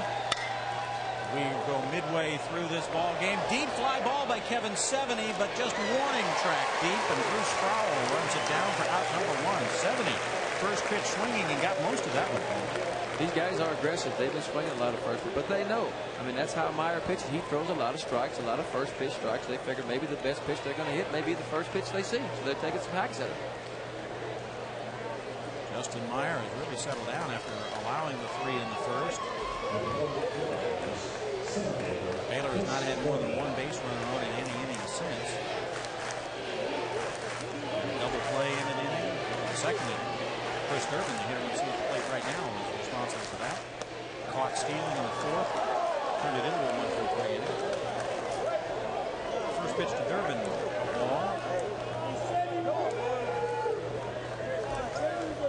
339 on the season for Durbin. The team leading 18 homers. First, he rips one into the gap in left center. With a fall for a hit. Over to cut it off is Sproul. Durbin's going for 2. The throw will not nearly be in time. Durbin slid over the bag, but goes back and touches it. So Chris Durbin with a double with 1 out to get things going for Baylor. Missed the spot right there. Meyer tried to come in with a good 2-seam fastball. Missed out over the plate and paid for it with Durbin. And Durbin had one thing on his mind when he left the batter's box. That was being on second base. Get that runner into scoring position. Look at Durbin now. Fly and say, whoa, let me get back there. Durbin, a 10th round pick of the Boston Red Sox, as we mentioned earlier. His 22nd double of the season. that brings Baylor's best hitter to the plate, David Murphy. Baylor trying to make some noise here in the bottom of the fifth. They are the home team, though the game is being played, obviously, at LSU's Alex Box Stadium. Let's pitch to Murphy, a strike. Murphy, a guy you got to be extremely careful with. You do have a base open right now, so you don't want to give him anything right down the middle to hit. Coming in hitting 420 coming into this series, but he's a hitter that you never know where he's going to hit the ball. If you throw it away, he's going to hit it away. Pitch it in, he's going to pull the ball. He sprays the ball all over the field. He had a couple of titanic home runs in BP, pulling the ball with the wind blowing from left field toward right, as it is right now. Meyer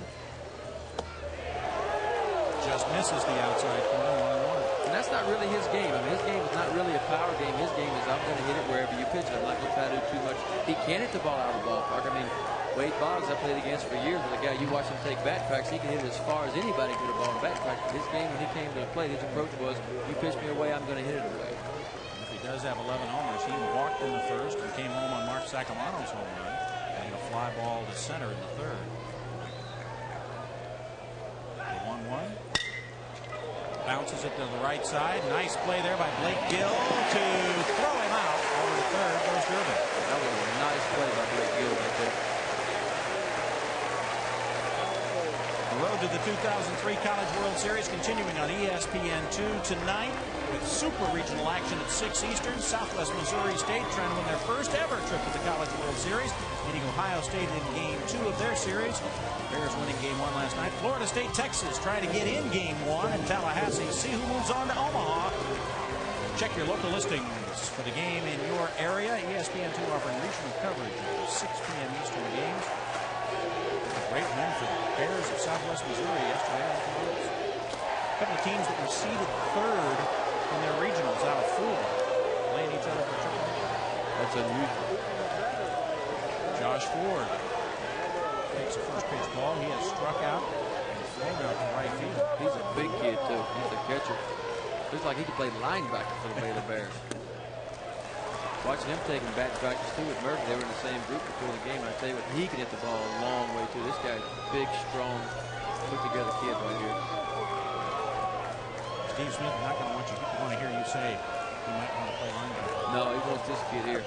2-0 pitch right here. Got to be careful not to give him anything too good to hit in this situation. Ford bounces it to third. Nakarada, the long throw across, but in time to get to the catcher. And LSU dodges the one-out double by Chris Durbin in the bottom of the fifth. We are through 5 here at Alex Box Stadium. LSU Tigers leading the Baylor Bears 5-3.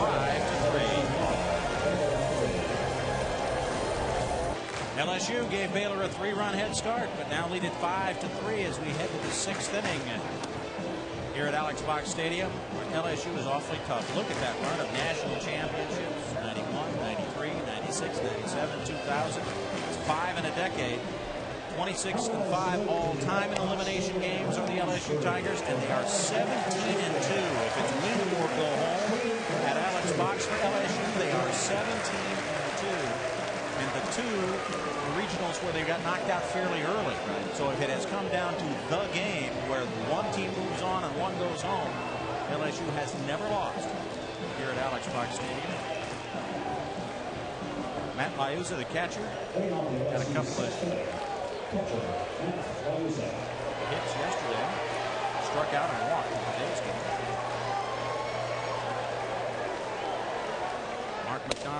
Mark McCormick's first pitch is over for a strike. Fastball at 90. Still throwing 90.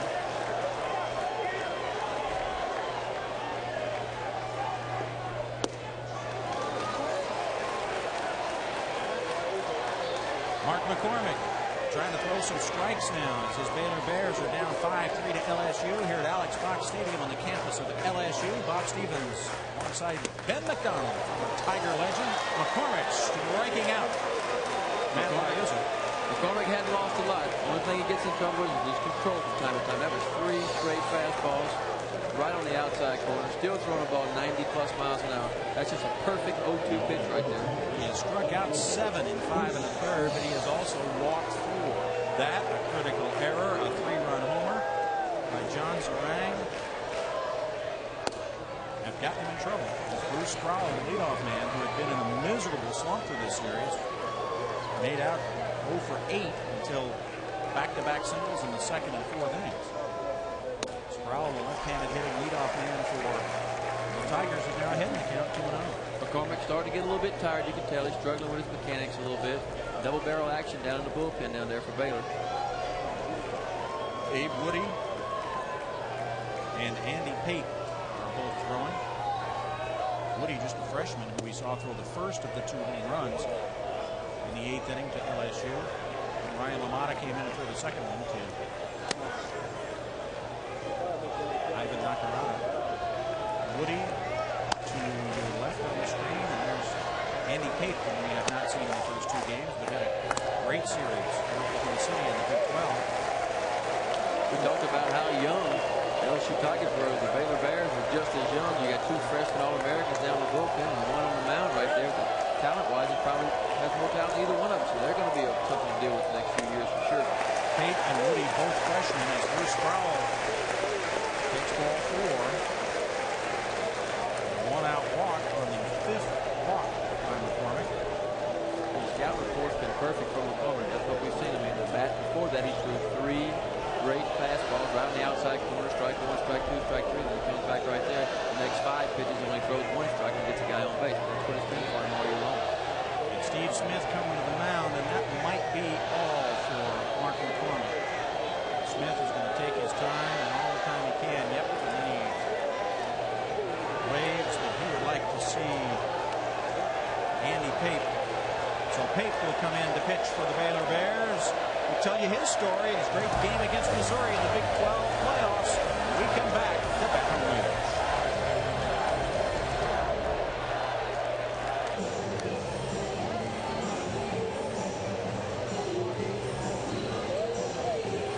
LSU with 1 on and 1 out here in the top of the 6th inning. Mark McCormick gets a seat in the warm Baylor dugout. One freshman handing the ball to another. Andy Pate, McCormick.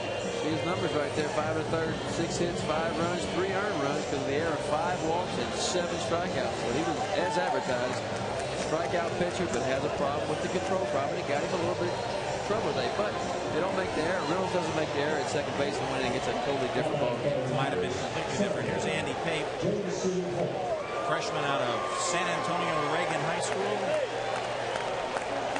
On the season has allowed 35 hits in 28 2/3 innings. His strikeout to walk ratio much better than McCormick's. 22 Ks, just 12 walks.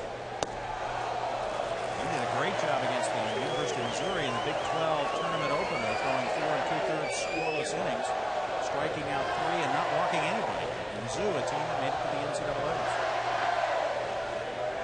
Freshman Pate, and this is outside again. He's a completely different pitcher than Mark McCormick. He is. He's not going to blow you away with an extremely hard fastball. He has a 2-seamer and a 4-seam fastball. He'll sink it, run it in on you. But his main pitch is his off-speed pitch. Has a real good straight changeup. J.C. Holt at the plate. Ahead on the count, 2-0. Bluff the steal. Josh Ward came up, blocked the throw. Every out begins to get critical as we get to the 6th inning. 2-1 the count to Holt. Holt walked twice and did not get a bunt down. Popped it up. Michael Griffin made a great play on the 3rd. Pate tossing over to Sakamoto at first base. Andy Pate, number 1 in his high school class. He's an accounting major. This is a smart kid. He understands pitch counts, balls and strikes and ERA. He understands his team's 2 runs down. Red right now. Almost getting back in the black. Couple tosses over to first base. Up empty. Yeah, they're trying to keep Sproul close to the bag, or they think something might be up there, either a straight steal or maybe even hit and run. Sproul stole a base in the 2nd inning. Takes his lead. The pitch is outside, and it's now 3-1 from J.C. Holt. Wonder if Smokey Bell's going to put Sproul in motion right here. Maybe try for a little hit and run. He saw the sign from the dugout. Sproul off of first. Big hole over there between first and second base. 3-1 pitch will have to wait as Pate tosses over to Sakamoto again. Coach Steve Smith over at Baylor dugout thinking the same thing. Trying to keep him close. Maybe a little strike 2 and maybe throw him out at second base. Let's see. Bluffs will go again, and the pitch is outside. J.C. Holt walks. Let's get an update from Dave Rebson and Tony Gwynn on the Miami game.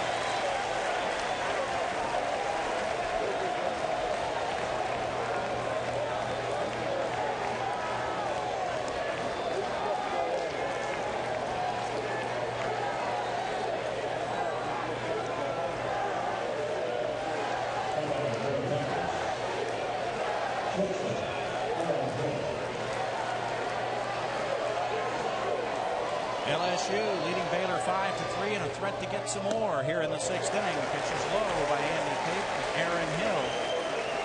Hill struck out in the 1st, singled in their big 4-run 2nd inning, then walked in the 4th before the sacrifice fly by Blake Gill brought home the 5th run. He's up with runners at 1st and 2nd and only 1 out.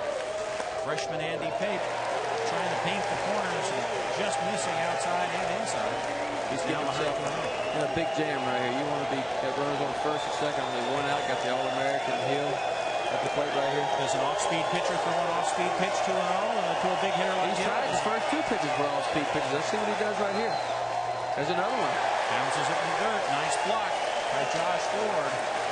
And now it's 3-0. I mean, that's Pape's best pitch, so it's not a surprise that he is trying to throw those pitches. Here it is again. Down low, nice block by Ford.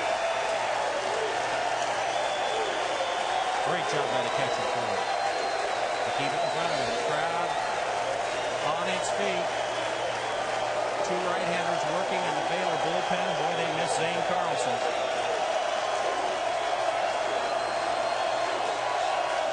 The 3-0 pitch to Hill. High and in, ball 4. Bases loaded.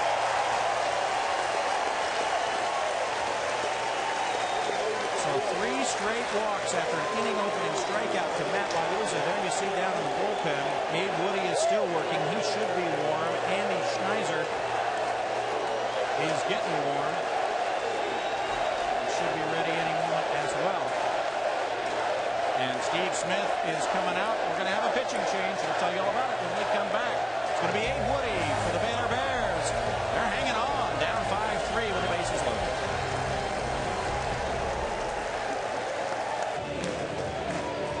Baylor Bears scored the first 3 runs of this game. It's been all LSU since then. The Tigers have a 5-3 lead. They have the bases loaded in the top of the 6th, and they'll face Abe Woody.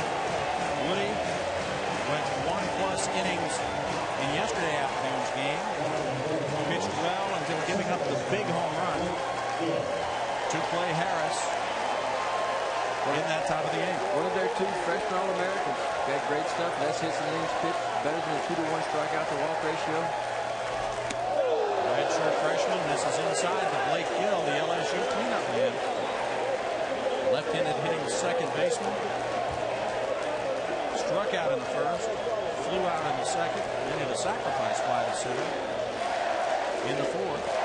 LSU would love another strike. They'd rather the base hit or sacrifice fly. They'd be more than happy with it right here. Yep. Pitch goes back to the screen. Ford goes back to pick it up, but safe at the plate is Bruce Sproul, and it is now 6-3 LSU. All of a sudden, the control seems to be a big issue for the Baylor Bears. You know, you'd like to give a lot of credit to Steve Smith and his crew for doing it with a lot of freshman pitchers, but sometimes that inexperience can cost you. And Woody's pitch wasn't even close. Sproul home safely for LSU. McCormick walked 5, brought Pape in. First 2 batters he faced, he walked both of them. And now they're in a 2-0 hole to Blake Gill. 10 straight balls thrown by Baylor pitchers. There's 11 in a row as he threw that one over Gill's head.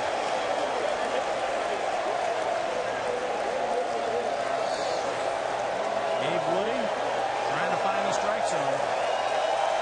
That's ducking out of one right there.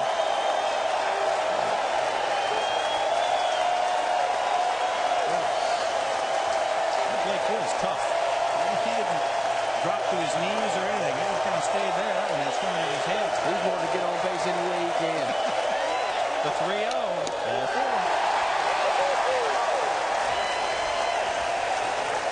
bases are again loaded.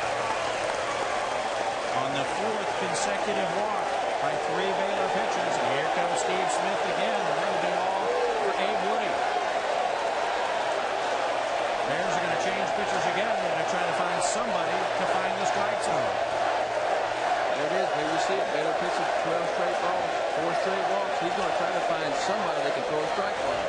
We'll tell you about his latest selection when we come back. LSU leading 6-3 and going for more.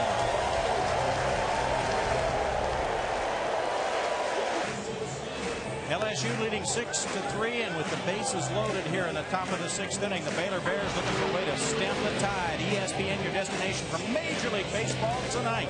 Two of baseball's historic franchises going at it again. Derek Jeter leading the Yankees into Wrigley to take on Sammy Sosa and the Cubs. Sunday night baseball presented by Nextel at 8 Eastern on ESPN. For more, log on to ESPN.com. 7,500 faithful here at Alex Box Stadium. Getting a look now at junior Andy Schneiser, Waco, Texas native, out of junior college, who we talked about it being a long time since Mark McCormick pitched, being 2 weeks. Andy Schneiser hasn't pitched since the 19th of April against the Missouri Tigers. Tough situation for him to be in. Only 6 games pitched the whole year. No wins, no losses, 2.35 ERA. He's only pitched 7 innings the entire year. There's his numbers. He also has a problem. He has 5 walks and only 7 innings pitched. Just like we talked about the other day, we thought LSU may have the advantage if this game went 3 games. This series went 3 games, and it has now.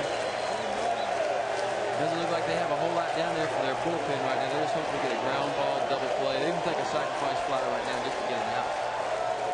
LSU crowd even more excited when Schneiser's first warm-up pitch went back to the backstop. First pitch strike to Clay Harris, the big first baseman. Coach Steve Smith really missing their closer, Zane Carlson, who had the unfortunate accident about a week ago. You know, he got the stitches in his index finger of his right pitch again. Schneiser misses outside. This probably wouldn't have been a spot for Carlson until the bleeding of the walks really continued. Probably would have gone to Carlson a hitter or 2 ago. Wouldn't have intended to bring him in this early. Carlson slammed his index finger in a car door on Tuesday. Stitches. Says he gets the stitches out tomorrow. And says he'd be ready to throw on Tuesday and pitch in Omaha next Friday. If Baylor can get him there. If they can make it there, right. Clay Harris down in the count 1-2. Struck out. Bounced out. He had a blooper in the short left field that Trey Webb made a fabulous play on. Back in the 4th inning. He's got LaMotta down in the bullpen, but the problem with that is he's thrown the last 2 games, and that's really saving him for closing this afternoon. Harris, pop up down the first base line. Sacramento giving chase over to the LSU bullpen, and he can't make the catch. Sacramento not exactly sure where he was, and the artificial turf of the catcher's box of the bullpen sticks into the warning track, which is supposed to give you that couple of step head start on knowing where the fence is. And look at that, he's on the artificial turf there, and he's not quite sure where he is. Took a look at the fence and lost the ball. And that's a huge break for the Tigers right there. That should have been an out. It's a very, very tough play. And the bases loaded here in the Super Regional on Sunday. That's a play you got to get your glove on that ball. So Harris is still alive. The 1-2 drill to left field. Way back, grand slam homer.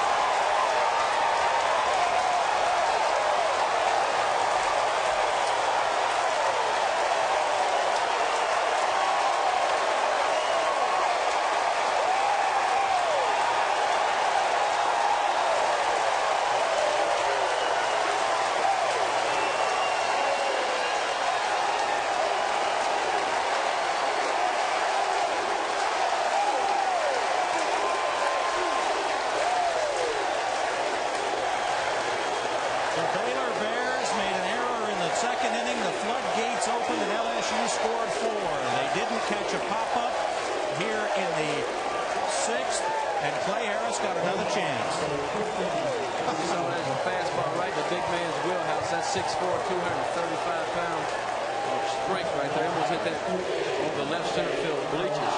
We talked about the mistakes. The mistakes will come back and get you. It got McCormick and them in the second inning. It's got them again today. Clay Harris's 15th home run of the season, his second in 2 days. He now has 60 RBI, and LSU has blown this one open. 10-3 now in the 6th. Which was on the outside corner for a strike against Ivan Nakarada.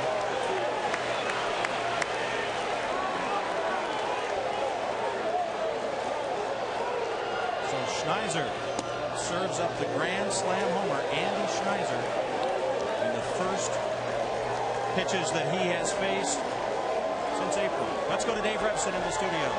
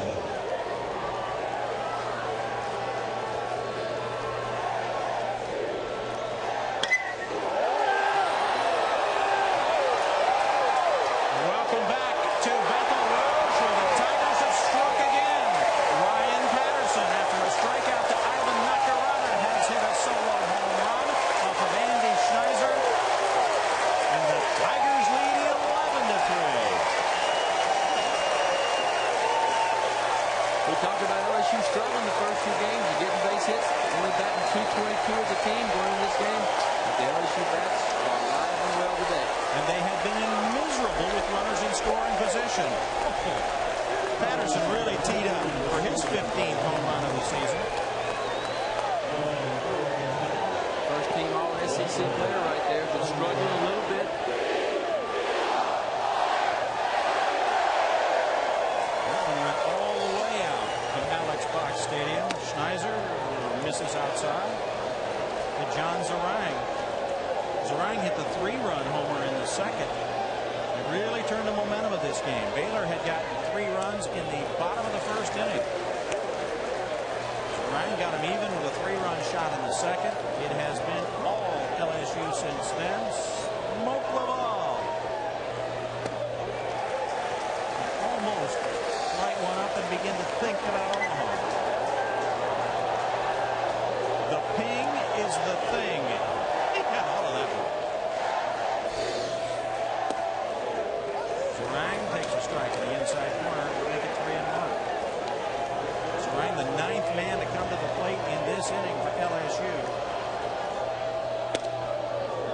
Strike 2 on the outside corner after Matt Liuzza struck out. Facing Mark McCormick. Walks to Sproul, Holt, and Hill. Then another walk. Then the grand slam homer, and down in the corner, foul. It is ruled by the third base umpire, Frank Sylvester. That was just foul. And again, a rocket. That's right, hitting it down the line. Ooh, that's close. If it was fair, it would have kicked up a little chalk dust. That's how close it was. It just missed doing that. Zarang will come back to have another swing at it.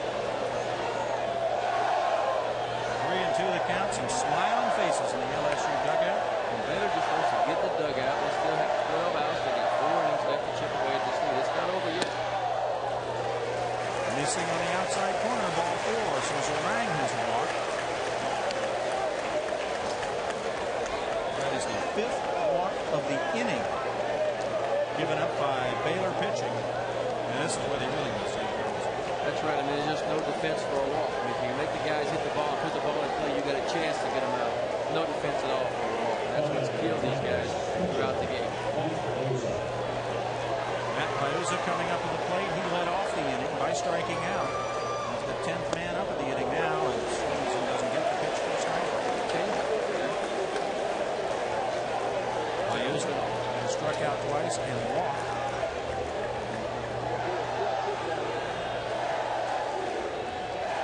Tigers haven't been to the College World Series since they won it in 2000. They have never, since the string began back in '86, have never gone more than 2 seasons without going to Omaha. Down the line, foul. I got to see this one. Oh, third base coach for the LSU Tigers, Jody Autry, thought it was fair. Thought it was fair going across the bag. Let's see. You can't tell. Can't tell on that. And the umpire had a perfect vantage point. Tigers have 6 in the inning, and they want some more. You never know. Resiliency has been the story of this whole tournament. Base hit by Liuza. On to second is Zarang. And the carnage continues against Baylor pitching here in the 6th inning. 6 runs home for the Tigers. Tyler Bullock is down there tossing, as is Trey Taylor. Bullock is 44, the right-hander. Taylor, the left-hander, 22. Taylor just about out of pitchers. Carlson not around. And here comes Steve Smith. And they have a bar of soap living in for Andy Schneiser. Trying to patch together a little something. A car door in Waco on Tuesday may seal the doom of the Baylor Bears for this season. 6 straight trips to the NCAA, is still looking for a trip to Omaha. We'll be back with more from Alex Box Stadium in just a moment.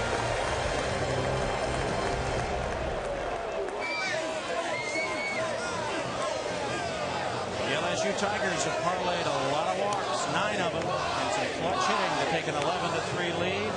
The crowd here, a record actual attendance, 7,492 here at the box. You saw that sign. This one's for you, Wally. That great captain of the LSU team. Tyler Bullock. Tyler Bullock is on into the game now.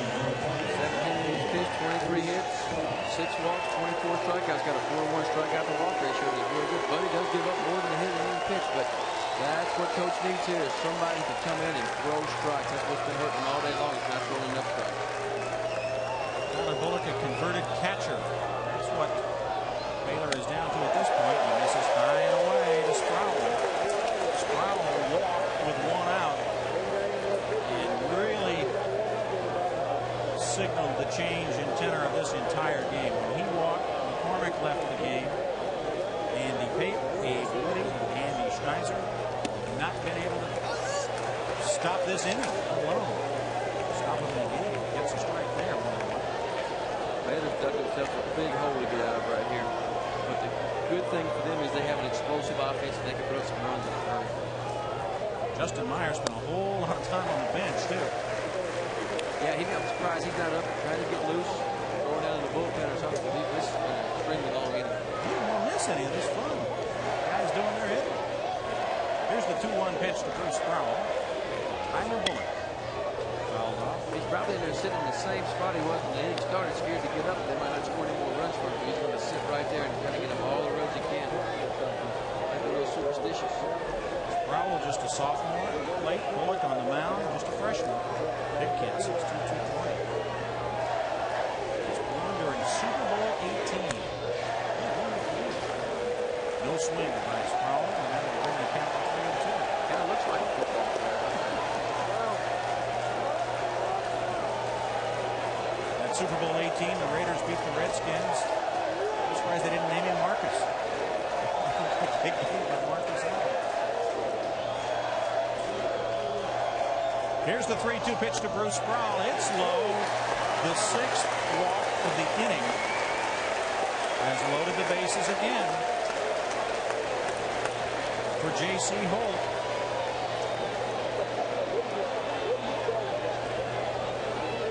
The center fielder.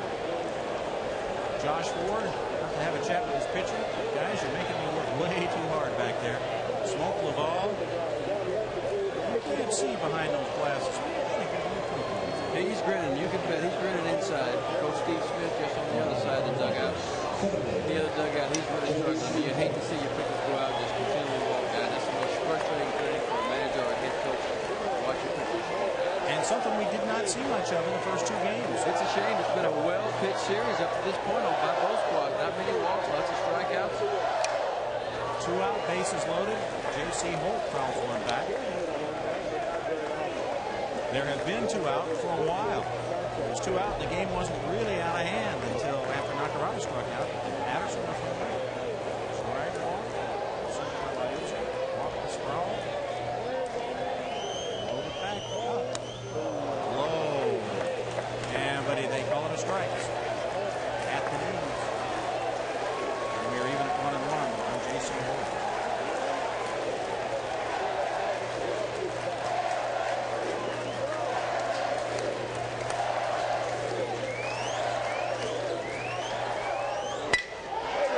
Up the middle and through into center field for a base hit. 1 run is in. Here comes the second run. 2 are in on the base hit by J.C. Holt.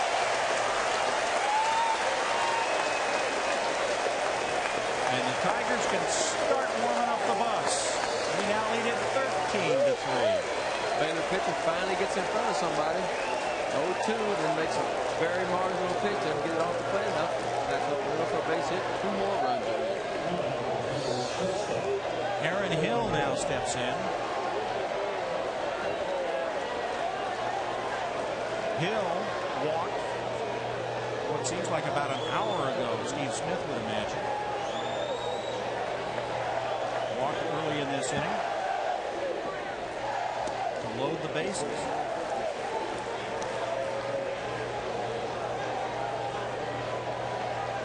Then Blake Gill walked for center run, and then Clay Harris at the grand slam homer. He was really blowing this one wide open. Inside. Aaron Hill, a strikeout, a single, and a couple of walks in this game. Bullock thrown over to first base, as much out of frustration as anything else. Bullock, one of a number of Baylor Bears, you notice on his ball cap, it has been well worn. Down the line into left field, and will score another run. Base hit by Aaron Hill. Makes it 14-3. A Sproul scores. A 9-run inning by the LSU Tigers. Got behind the count. Had to throw something over the plate up high. Hill, way too good a hitter for that pitch. He nails it down the third baseline. RBI. And there's the Sproul coming home with LSU's 9th run of the inning and 14th of the ball game. And down at third base, not looking well at all is Michael Griffin. He tried to dive and make the stop there. And we talk about him. Let's see the wrap around his elbow there. That looks more like his leg, maybe an ankle. Tried to dive at that ball going down the line. It's been a long season for both these clubs. You know, you got 70 ball games almost played by both clubs. Lots of bumps and bruises and sore arms out there right now. These guys just trying to make it through and make it for a first one. Griffin looks tired now as well. There's the dive. Full extension. As much as anything, may have knocked the wind out of himself there. There's Blake Gill, the cleanup man. 2 more men on. LSU's patience. They did not show much of in the first game, or maybe too much of, taking a lot of called third strikes from Stephen White. They have been patient today, and it has paid. Bullock's pitch down in the dirt. That'll bring the runners on to second and third. They knew they had to be patient. I talked to Coach Smoker Bell early this morning. They knew they had to be patient going into the game because of McCormick. They knew they had a tendency to walk a lot of guys, put a lot of guys on base. So they would have to approach it. They will be patient to play, make him throw a strike before they got aggressive. And it was. McCormick struck out 4 of the first 5 Tigers this afternoon.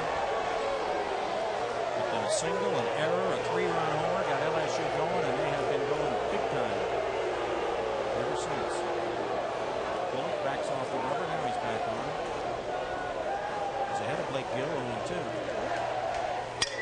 Gill loops one into shallow right right center field. That'll fall in for a hit. 2 more runs will score for the Tigers to make it 16-3.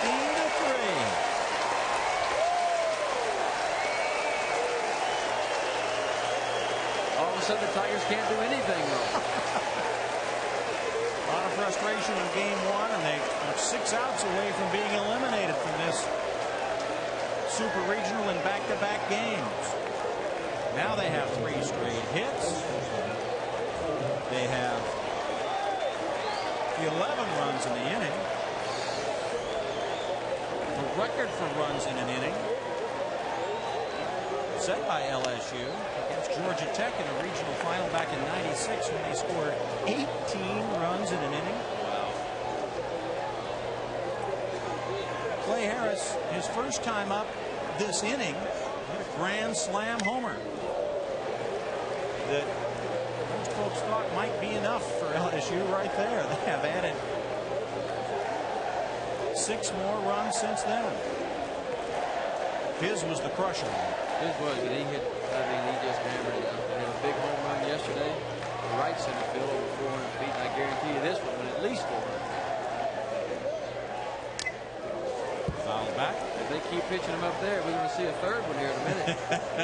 You saw him talking to himself right there. He said, "Oh, I wanted that one. I'd like to have that one back." He wanted that one back. He's right. That's real close to what he had. One at bat to go in the same inning. Clay Harris 1 for 4 in the game. That's the big one. Bullock. Breaking ball over for a strike. So the LSU Tigers finally go out in the 6th inning, but not until they score 11 runs against the Baylor Bears. A grand slam homer by Clay Harris, the big shot, and it is 16-3 Tigers. The lead assistant for so many years to Skip Bertman.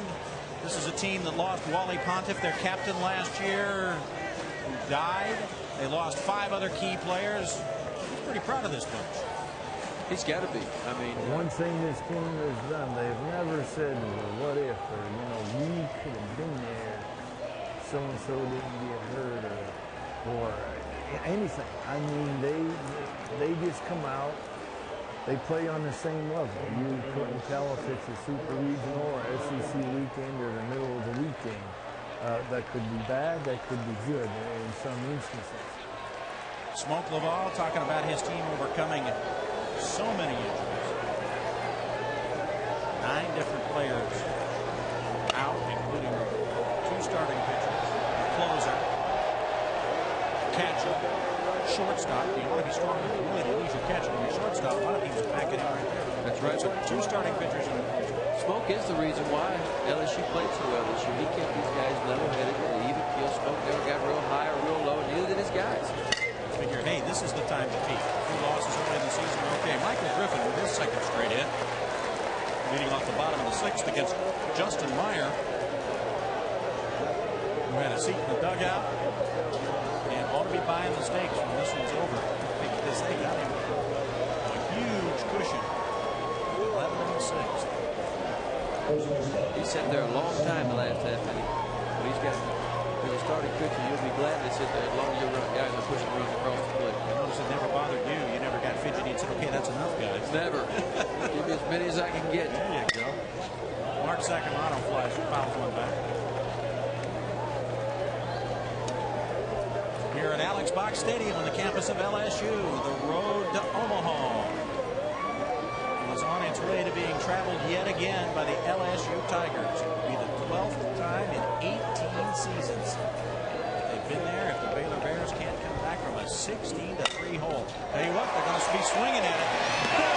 Double play. That's how it's going for the Baylor Bears. Sacramento scorched it.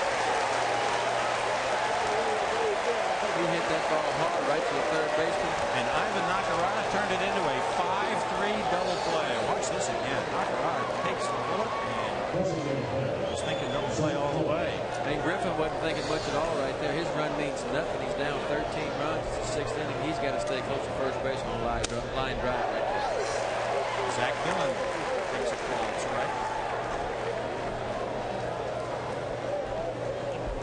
Listen, we've got a lot of other things in this Nacarada. Trying to reach for that ball down the line and knocking the wind out of himself, and then he struggled a bit with the bat. Zach Dillon, plate, DH. 1-1. Zach Dillon walked back in the first right after Sacramento with a 2-run. Baylor led this game 3-0 after 1. LSU just giving him a head start. Meyer. Dillon fouls it deep. Best thing Baylor can do here is just work the starting pitcher, Meyer. Work him and try to get his pitch count up and maybe get somebody else in the ball game. They need to get into LSU. That's exactly what you saw what happened when LSU got into Baylor's bullpen. Baylor pitched a really good series the first 2 games of the year, this series rather. And even early they did okay, but they got in the bullpen, lots of walks, lots of opportunities for LSU to score runs, and they capitalized. This is Justin Meyer's 77th pitch. Not a lot. This is outside. Yes, he's been on his game, and it's what we expected from him. He did it all year long for the Tigers. He was their #1 on Friday in the SEC series. He pitched the first game for him until the very end of the season. A little shaky at the beginning, a little free in the first, but he really settled down and did a nice job. Pitch number 78 is grounded into right field for a single by Zach Dillon. They stroked the ball well off of Meyer here in the 6th. Been hitting it right at people in the case of a line drive by Sacramento. Justin Meyer threw 29 pitches in the first inning. Gave up 3 runs, but he settled down. He's in a little different situation than he was a couple innings ago. Now, when he misses, he's going to miss over the plate right here. He's not going to waste his time trying to pick corners with these guys. He's got a 13-run lead. He's looking for outs. Here's Trey Webb. Flew out. Single was caught stealing in the 4th as the Bears tried to make something happen offensively. Webb gets it high and down the third base line. Nacarada gives way to Aaron Hill, who gets the 3rd out. So a couple of hits, but a line drive double play. Ends the rally for Baylor. They're down by the bundle in the 6th.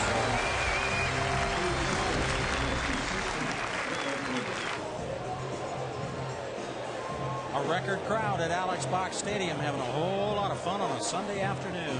Just 8 short of 7,500. The road to the 2003 College World Series continues on ESPN2 tonight with super regional action at 6 Eastern. Southwest Missouri State meeting Ohio State in Game 2 of their series. The Bears winning last night 13-8. Florida State meeting Texas in Game 1 of their rain-delayed series. See who moves on to Omaha. More log on to ESPN.com. Regional coverage of the 6 p.m. games coming up on ESPN2. Check the local listings for the game in your area. Tyler Bullock on to face Ivan Nacarada here in the top of the 7th inning. Nacarada going to make him carry the bags out of here. He's the only guy that didn't have anything to do really with the 11-run 6th inning. He struck out in his only appearance in the inning. Yeah, but he's a big reason there is a Game 3 today with the home run yesterday. Yeah, he certainly is. They'll give him a little trouble. Ground ball to second. Nacarada is now 2 for 5. That'll bring Ryan Patterson to the plate.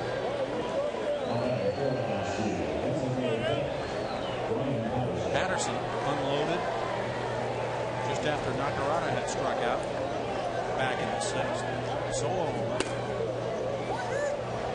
just add to the carnage. 352 hitter, first team All-SEC. You said he's one of the hitters who really needed to get going for LSU. They counted on him a lot. He had a really good offensive season for him this year. Like you said, first team All-SEC.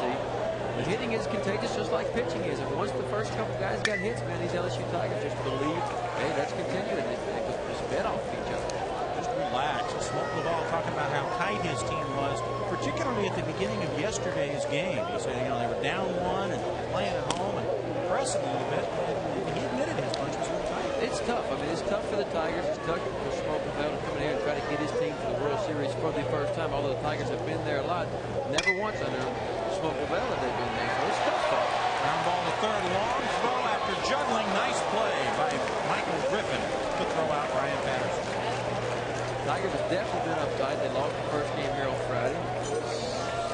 The expected to win, expected to go to Omaha again, especially by the folks here in Baton Rouge. So it's tough for them to lose the first game. They were up tight, but won the game yesterday. Had a chance to go on out. Really good. The expectation level so high here in Baton Rouge, despite all of what LSU has been through this year. Getting this far was an incredible accomplishment by Smoke Mahall's bunch. Losing so many people off season, early season, retool on the fly with all those expectations, and they get to host a region. It's all kind of come together for them late in the year. Early in the year, February, March around here, the Tiger fans, some of the media was hard on Smoke Mahall, but they just don't understand how tough it is to do what he's done. You got 9 big injuries. The club was struggling, you know, but he found a way to put it all together. Aaron Hill pulled this team together, and now it looks like they're going to have yet another trip back home. Most of this bunch, the 75 here, they understand. They know what it takes to get there and know that, hey, it's better you play your best baseball in June than in March. He's Columbus played its best baseball in May. Tyler Bullock's next pitch. Low. They're going to say he swung. No. That was Keith.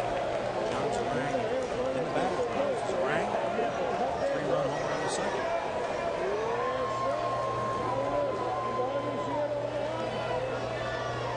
Trying to keep his team focused. 13-run lead.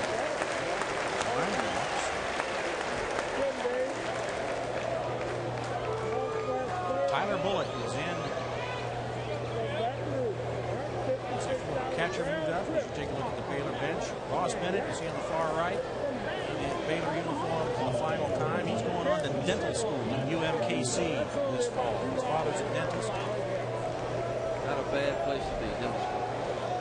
Great student. I wish him the best. He was unable to play much in this series. Did start yesterday, batted a couple times with a sore finger that he's been fighting for a month. There's a base hit into right field past Reynolds. It'll send the runner Zarang to third. Matt Liuzza with another hit. He is 2 for 4 with a walk. And with runners at first and third and 2 out, LSU looking for more. Nice effort by Reynolds right there. Right on his glove. Murphy come up throwing right here. John Zarang in the third base. Now it's back to the top of the order to Bruce Sproul. Sproul to the called third strike to lead off the ball game. Singled and stole a base in the second. Then singled again in the fourth. Walked in the sixth. Walked again in the sixth. He's been on base today, setting it up for the Tigers. You know, he struggled the first 2 games. Didn't have any hits the first 2 games of the series, but he's been on base a lot, and that's what you want your leadoff hitter to do, is get on base and set the table for the rest of your power hitters. 0 for his first 8. He did get hit by a pitch that was walked in his first 2 games. Only got him on base a couple of times. He's been on base 4 consecutive times in this game. Tyler Bullock trying to shut him down in the 7th inning. Just misses. 1-2. Bullock, one of the many who will be back for Baylor next year, just a freshman out of Fort Worth Pasco.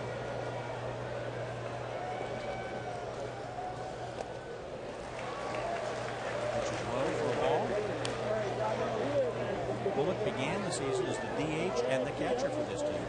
The catcher and the DH for a junior national team last summer.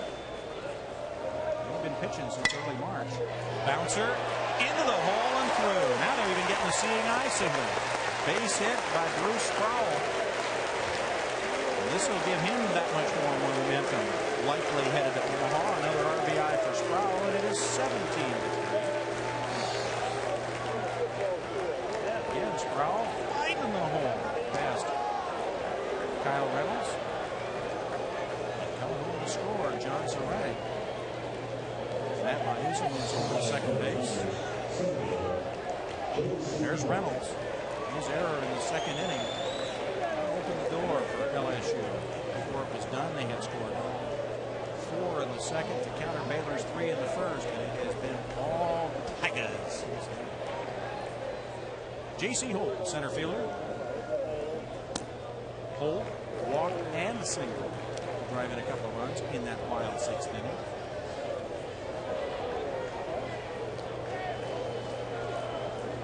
has walked 3 times. Base hit and a bunt. We thought was a key play. He bunted with a couple men on and did not successfully execute the sacrifice. So Michael Irvin did a nice job of grabbing that bunt at third base. That's happened several times in this series. Yesterday, both clubs tried to sacrifice. LSU struck out. The other team, Baylor, popped it up. And again today we had a pop-up. They haven't really executed the sacrifice bunt at all this series. LSU really needed it now. Strike 2, 1-2. The count to J.C. Hall.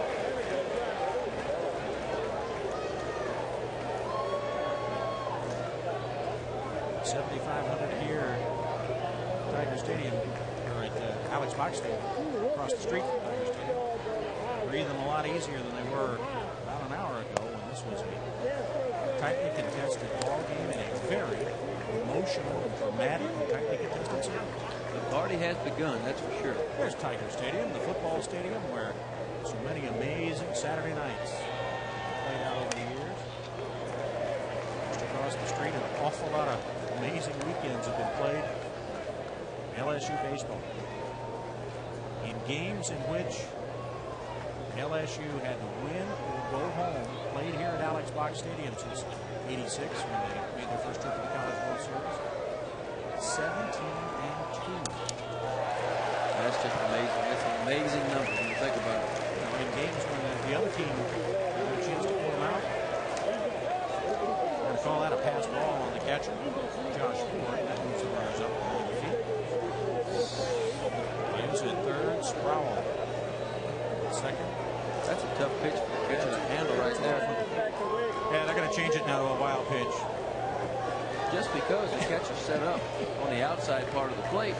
You know what? The official scorer had a chance to take a look at it again, and I think he was also listening to you. He's about. That's a tough play for the catcher just because he set up on the outside part of the plate and Bullock missed by 3 feet. Usually the pitchers will defend themselves. J.C. Holt bounces out the second to end it, but another run for LSU. They lead the Baylor Bears 17-3 in the stretch half of the seventh.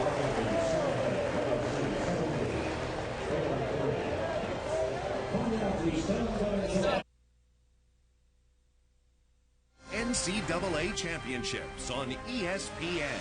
The Road to Omaha is brought to you by DirecTV. Chevy Trucks, the most dependable, longest-lasting trucks on the road. And Eagle One. Need a new way to wax? Try Eagle One Wax as you drive. Wash car, spray on, dry off. You're done. Where do we get some of those? Soft shell crab, huh? Alex Box Stadium on the campus of LSU, 17-3. Bob Stevens, Ben McDonald. Glad to be with you for what has been a dramatic regional for 2 days and a half here at the box. It had been a very hot box until LSU blew things open. 6 hits, 6 walks, 11 runs in the 6th inning. We talked about the Tiger Bats have been struggling this series. I don't know what woke them up, but something sure did. And they filled up some big numbers the last couple innings. You know, they, as you mentioned, they just got smarter. They decided to take pitcher Mark McCormick, starter Mark McCormick, deeper into counts, make him throw a lot of pitches, and when they could get ahead of him in the count, they took advantage of it. That's right, and that's what pitching and hitting is. I mean, if you're a pitcher, you got to be ahead in the count. Blake Womble, the pinch hitter, hits a deep fly into the right field corner, but John Savard makes the catch. And Womble is out. And then, of course, LSU got Baylor's bullpen, and it's been nothing but trouble since then. Everybody Coach Steve Smith brought in had trouble throwing strikes. When they finally would throw a strike, they'd be so far behind the count, 2-0 and 3-1, the guys were hammering them out of the ballpark. Steve Smith now deciding to run a bunch of guys in. Hey, let's get them a little NCAA experience. We're going to be back in this thing again next year. Seth Fortenberry, a freshman from Waco, Midway High School. 19-year-old taking a strike in his first appearance. Coach Steve Smith will be back next year. We talked about it, kind of a very young team, a ton of talent over there. And the few times we visited with him, they're just a classy bunch of individuals. He is a classy coach. 1-1 the count to Fortenberry. Hit 254 during the season. 2 for 1 in the big shots. 1 for 1 in the big 12 tournament. Waves of that. Seth Fortenberry's got something I'd like to have. Besides a chance to bat. Super regional. He had a 61-100 baseball. Wow. That. All-state left-handed pitcher and outfielder at Hillman. He hit 300 his senior year and also went 9-3 as a pitcher. How'd you hit in high school? I actually hit pretty good. Wasn't a great hitter, but normally you starting pitchers are pretty good athletes. Fly ball to left field. You didn't give me the numbers right away, so it couldn't have been too good. Or if you were one of the 655 guys, you'd have known the numbers. I definitely wasn't a 655 guy. I can tell you that. Probably closer to a 400 guy, maybe a 350 to 400 type guy. Didn't light it up, but contributed anyway to a state championship one year.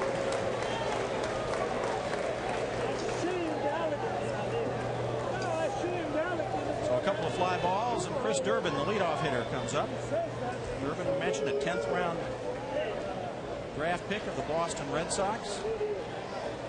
Would indeed be his last game in Baylor uniform, the senior. Wiley, Texas. He and David Murphy, both picked by the Red Sox. Durbin scorches one into left field for a base hit. Durbin just flat out hit. He's the reason why the 10th round draft pick. He's 3 for 4 today. Going 1 for 4 yesterday, getting 3 hits in the opener, doing what the leadoff man's supposed to do, get on base. David Murphy steps in. Could soon be, they could still continue to be teammates, possibly in the minor leagues in the Red Sox system. Not a lot of folks have left Alex Box Stadium early. I bet there are a couple of grills getting fired up right now for a little post-game tailgate. The charcoal is warming up in the barbecue. High fly ball, shallow left field. Bruce Sproul comes on to handle it. David Murphy has flied out. 1 hit for Baylor, but that's all. LSU now 6 outs away, leading 17-3.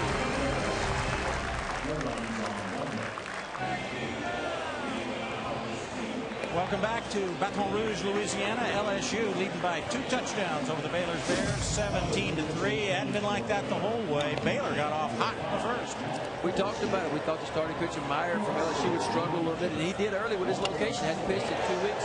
They took advantage of it. Sacramento hit a home run. The Tigers came back in a big way. A rang right there, big ball out there to right center field for a home run. And the big man lined up, the big first baseman Clay Harris hit a bomb out there left center field, well over 400 feet, and he knew it, and he left the batter's box. That was the big blow of the 11 runs, 6th inning, and Harris' second homer of the series.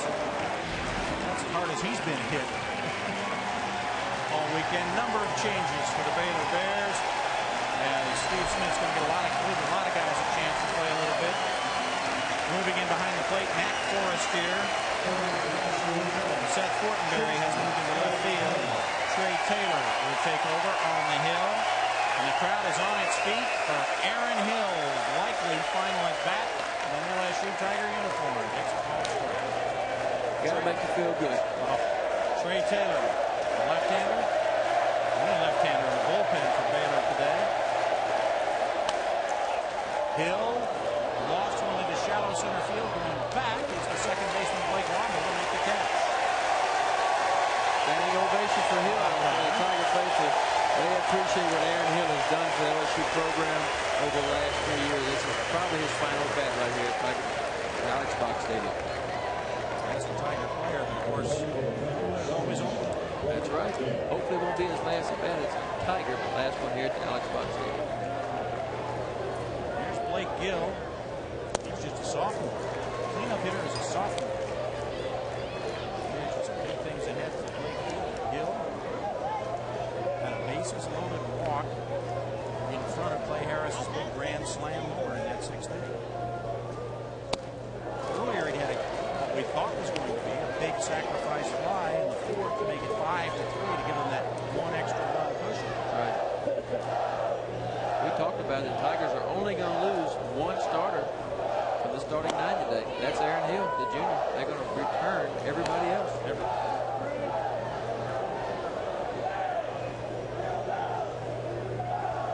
really don't lose much pitching.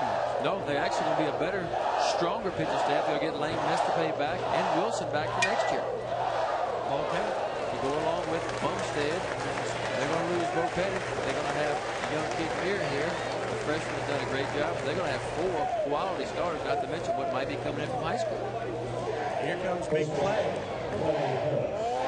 Sophomore out of Slidell, Louisiana. His little brother Will, also on this team. I call him Little, and I use that advisedly. He's just as big. These kids are from Slidell, Louisiana, and they're monsters, I can tell you. Big, strong kids, sophomore and freshman. Clay Harris, 6'4", 225. What's a good one? About 6'3", 220. I mean, he's actually smaller, but just a chap. Small kid, just a freshman. They are 2 years apart age-wise, 1 year apart in school. Yeah, he's just a freshman. That's got to be great to play major college baseball with your brother. Got to be a dream come true. Well, and what a great dream for these two brothers who have been raised by their grandparents after losing their mother to a car wreck when they were 8 and 6 years old. That's an amazing story. To be continued, likely in the fall. After the tragedy, had to grow toward each other. Probably grew up playing, I'm sure, baseball in the backyard, wiffle ball, tape ball, whatever. And now they get to play major college baseball together with a chance to go to Omaha.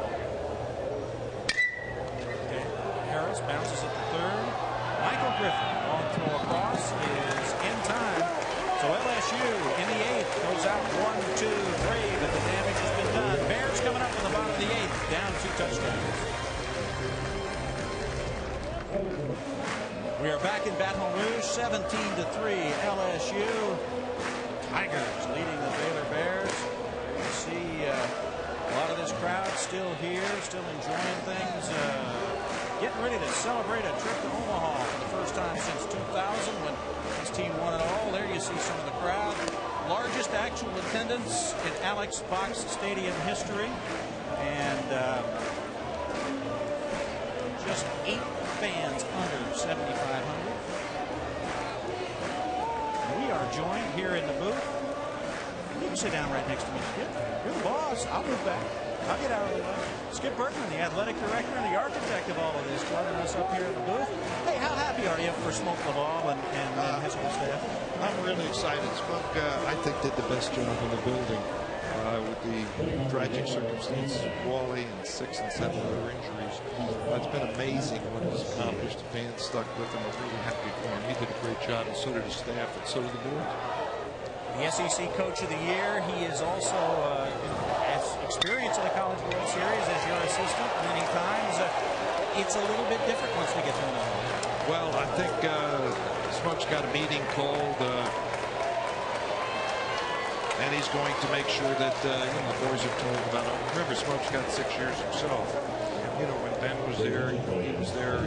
He knows what to do, and I think these kids have good chemistry. They have home run power. They get depth of pitching. I think they're a good candidate to win this thing. You're gonna get to see some of Omaha this time. You've never done that in all your trips. No, I'll tell you the truth. Being up here and watching the fans, I didn't realize how much fun it was for them either. I'll get a different perspective myself on it. And you're right, going to Omaha, this will be the first time I've ever been there. I've been there 18 times. This will be the first time with that actual coaching. This means a lot to you, doesn't it? To see this program transition the way you had envisioned it, obviously, right. when you retired. I think people don't realize Smoke gave up a lot to come in here. Baylor Bears, young players are staying in there and hanging in there and not giving up. They have given your Tigers all they want this weekend, haven't they? They sure have. Steve Smith's done a great job, and the Bears are really good. He did a good job in the beginning of taking the crowd out, as you mentioned on TV. And White was terrific on the first night.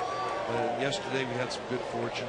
I think by the third game, the heat and the crowd get to you a little bit, and I think we get excited, and I think the boys are smelling it.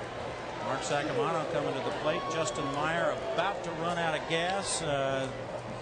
He'll be counted on in Omaha as well. He pitched a great game after a long layoff after getting through that first inning. Right, he's a competitive kid, great freshman, SEC freshman of the year. Very likely with Smoke's depth of pitching stand for Jake Thompson, Sadler, and of course Detterman, in addition to his 3 starters. Sacamano pulls one deep and foul. I think that he'll do very, very well. I think he's a candidate. Whoever can focus the longest. And you got to have some good fortune. You got to have good luck. And we've had some good luck, although not in the early years. When Ben was there, we had some amazing bad baseball fortune. And we had good players. And they set the foundation for what you see here today. Ben, Pete Bush, and many other guys. We're joined by Skip Bertman, the athletic director at LSU, and of course, five-time national champion head coach of the LSU Tigers. That board over the right field wall that is called the Intimidator, that is supposed to intimidate the opponents when they come in here to Alex Box, puts a lot of pressure on these kids too, though, doesn't it? The Tiger players to live up to the great tradition. It sure does. I think Steve Smith thought about being the visitors, so he didn't have to stare at it. That's a good idea. The whole game, yeah. And Sacramento hits a fly ball out to left field. Bruce Sproul is under and makes the catch. The runner will tag and score to make it 17-4 in the bottom of the eighth. I'm going to make two comments. One is all the games being on ESPN is really a wonderful thing for college baseball. All the venues are filled, as I can see, and being on the baseball committee, I get a lot of reports back, and it's amazing how excited people are. That will increase the World Series visual for ESPN. And of course, the third game, 2 out of 3 for the national championship is a wonderful thing. And the second thing I want to make a point of, you've mentioned a lot how great a pitcher was, and he was certainly, one of the greatest ever pitched in college was Ben. But he's probably the best athlete that ever came to LSU. He was a great football player in high school, but he played basketball there for 2 years. You got him for free for a little while, didn't you? Well, he was on a basketball. That's right. And then Dale Brown called him back. And then finally in his last year, and of course he was he pitched with Jim Abbott to win the gold medal, as you mentioned, in '88. But he had beaten Puerto Rico and another team for Abbott to beat Japan. So Ben was actually a part of that. And of course, been a brilliant major leaguer and a real credit to our community. It's been great fun being with you and being hosted by the folks here at LSU. They have been wonderful to us and wonderful to the Baylor Bears, who couldn't say enough nice things about your fans and the people here in Baton Rouge this weekend. Well, thank you. Thanks for your professionalism. And Ben, thanks. What a great job. I'm not surprised you're real good at this, too. Thank you. Let's get back down on the field of the action. Baylor has brought home a run here in the 8th inning. Long fly ball there by Trey Webb, the shortstop. Well, I noticed you were real quiet when the boss was here. You're still playing that one, aren't you? He's the man. I tell you, nobody around when Bertman talks, people listen. I can tell you around here. We are at Alex Box Stadium. We're just talking with Skip Bertman, the athletic director, and of course, legendary baseball coach here at LSU, about his Tigers getting ready to go to the College World Series. Bob Stevens alongside Ben McDonald, who still holds a single-season strikeout record here. A number of other records. Line drive into the crowd, and it's grabbed by the fan. Credit. It's been documented many times that he really did a tremendous job here at LSU. I remember coming over here as a kid, and you'll be in 200 or 300 people in the stands for a baseball game coming over here. But since he came here in 1984, he's really turned his program around and put it on top. Battle for the ball there. It's Trey Webb. He's now in a hole 0-2. Pitch is low, 1-2. Behind the plate, Matt Liuzza. Hot afternoon. Feels a lot cooler now for him than it did about 5 minutes ago. Yes, it does. He looks over for the sign. He moves it out to Justin Meyer. How big will this be for LSU if Meyer getting all these innings in, saving the bullpen? Strike 3. That takes care of the Baylor Bears in the 8th. They get a run, but LSU is now 3 outs away from Omaha, leading 17-4.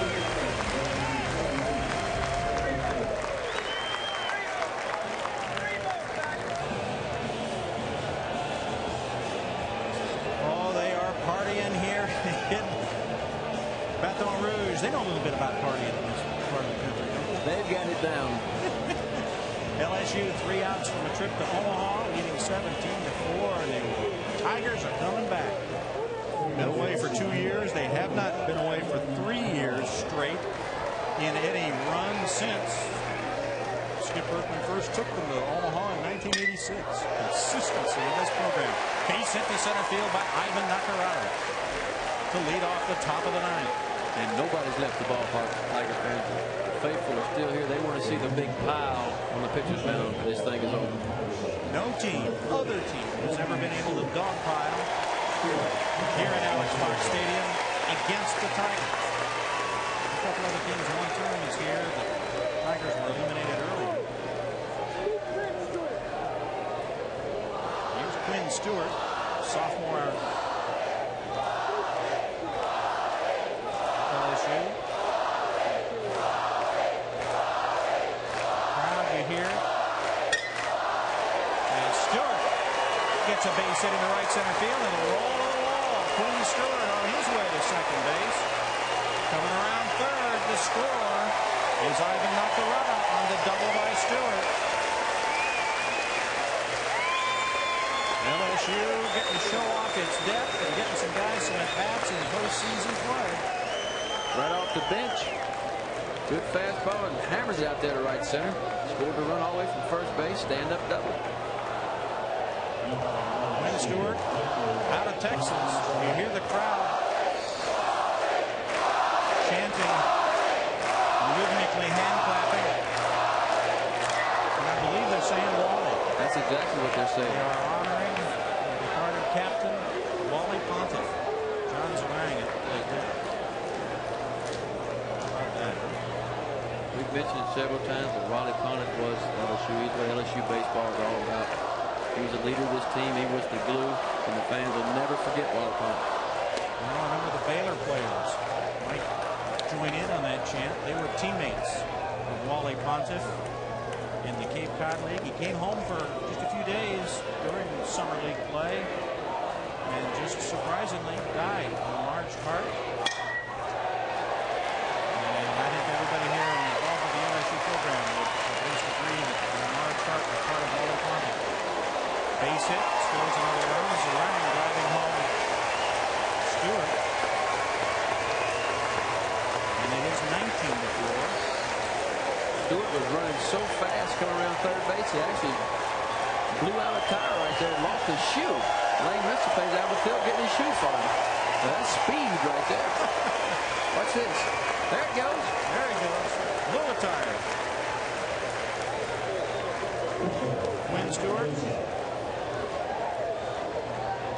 actually has been split some time with J.C. Holt late in the season.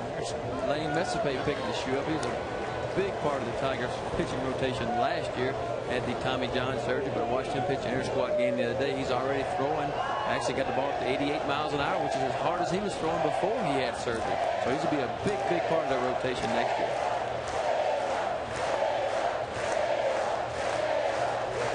Here's Matt Liuzza.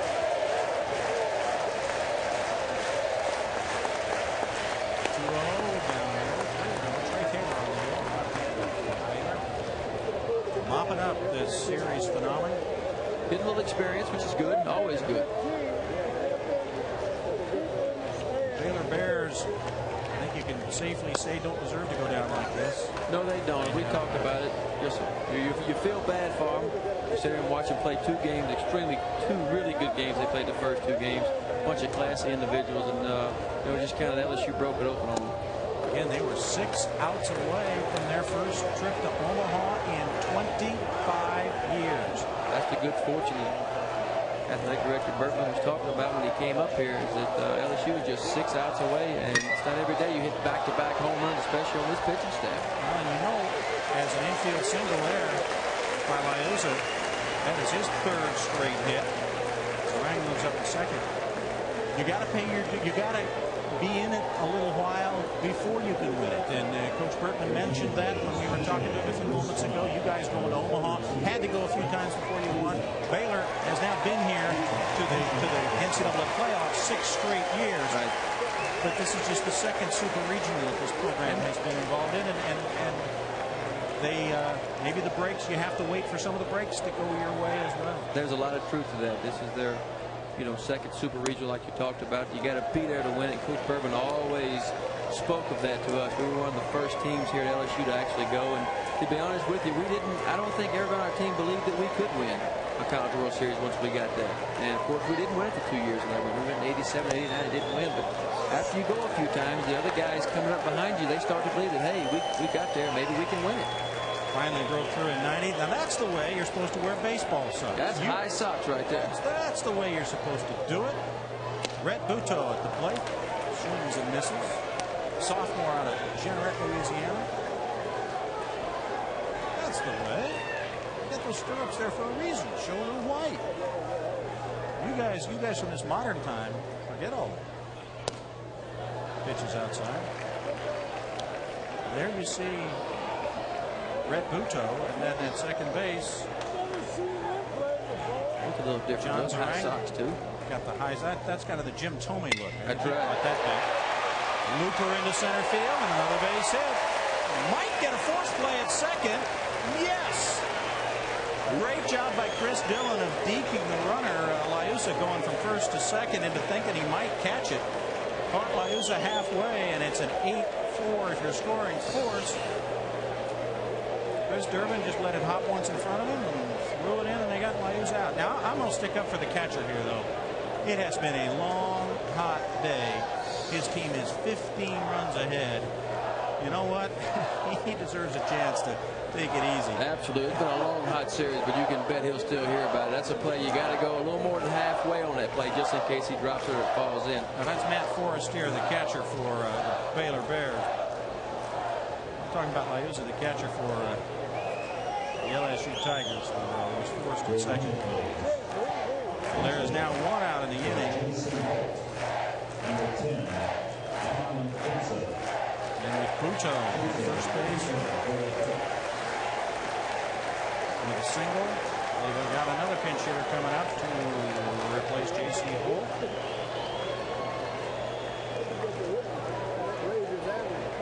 Ty Jensen. Number 10, only 3 at-bats the whole year. Nice to get him in a game like this, too. How about that? These guys work as hard as the others as far as getting ready, as far as being ready to play ball and ready to take their place if need be. And there have been so many injuries in this LSU squad that Ty Jensen, one injury away from getting to play a whole lot. That's right. All these guys have had to stay game ready. The way the Tigers were falling early in the year and then off season this past year, everybody had to be ready. Out of San Mateo, California. Getting a little action. Top of the ninth, LSU, the visiting team. They lost the toss of the coin. That's about the last thing Baylor won in this super regional. He strikes out, and there are 2 out. Aaron Hill's going to get one more shot. And one more standing ovation. That's the way it should be. Your team captain, your team leader, your best player. Let him have the last at bat here. 2003 SEC Player of the Year, 2 for 4 today. A couple of very important walks. He had a walk that loaded the bases in that big 6th inning. With 1 out, Bruce Sproul walked, J.C. Holt walked, then Hill walked, then Blake Gill walked, and then Clay Harris at the grand slam homer that blew this thing open. It was 6-3 before the grand slam. By the time the inning was over, 16-3.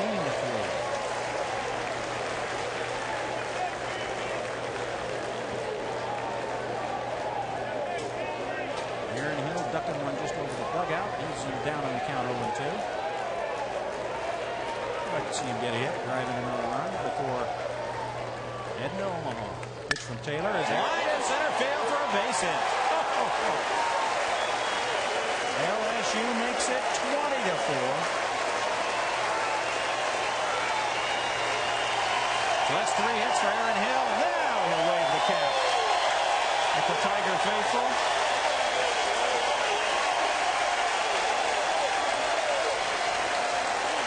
That's nice. That's a special moment. Nice young man. He'll remember that for the rest of his life. I'm sure he got goosebumps all over him. In your final season here at LSU, you guys had to go on the road and win your regional. We had to win 2 big games over what had thought to have been a juggernaut Texas A&M team. But Steve Smith, the Baylor coach, was an assistant on that squad. He was a graduate assistant. I didn't even know it. And he told me that story the other day. But, yeah, we had to go in there and beat #1 Texas A&M at their own park twice in the same day. They were 58-5 that year. And we're going to see Clay Harris's little brother Will come to the plate. 6'4", 230 pounds, little small, younger brother. Yeah. I guess we can't call him little brother. Clay can. Probably get away with that. Hit 2 homers of his own this year. Getting a little experience as well, just a freshman. Took a home run cut right there. He says Big Brother can't have all the fun. 20-4 in the 9th inning. Be nice for him. His brother hit a home run, both in the same game. Bounces one to third. Long throw over by the third baseman. In time for the third out. The Baylor Bears, or the LSU Tigers, add a couple more in the 9th. Baylor up for their last steps before LSU heads to Omaha. They love to do it in French. I don't speak much French, but let the good times roll. In Baton Rouge, LSU leading Baylor 20-4. And Justin Meyer is going to try to turn this one into a complete game. Look at that. He's allowed 11 hits, but he has walked just 2. That's what's kept him in the ballgame. He gave up just 4 runs, only 99 pitches for 80, which is pretty good. It's going to take a tow truck to get him off the mound in this situation. Did he actually look over in the dugout and tell Smoke if he's thinking of coming out? No. He's probably just a freshman. He probably already has. Says, Coach, don't even think about it. I'm finishing this one. Reed Breeze coming to the plate for the Baylor Bears. He'll be back for them next year. Just the sophomore. I'm sure he gets tired of being called Drew's little brother, but he is. He ought to be proud of it. Ought to be, exactly right. Hit .345 during the season. Came up and had a pinch hit single in yesterday's game, which was a 6-5 nip and tuck dandy. The Friday night game 4-1, but it was 1-1 in the 8th. Until Baylor broke it loose. Reed Breeze is hit by a pitch. Justin Meyer. I'll tell you what, I've been really impressed with Myers. A little shaky from the beginning, but since then, I mean, look at the scoreboard, nothing but goose eggs, and just one solo run there in the 8th inning. But the freshman, true freshman pitcher, has done an extremely good job for LSU today. Jared Clements will now come to the plate for Baylor.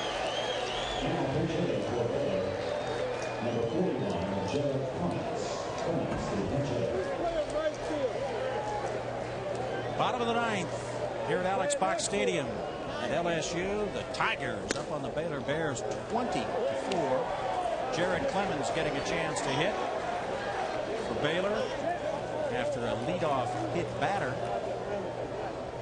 Reed Breeze for the Bears. Bob Stevens alongside Ben McDonald. Clements, it's a high pop fly. The shortstop, Aaron Hill, will catch it with one more out.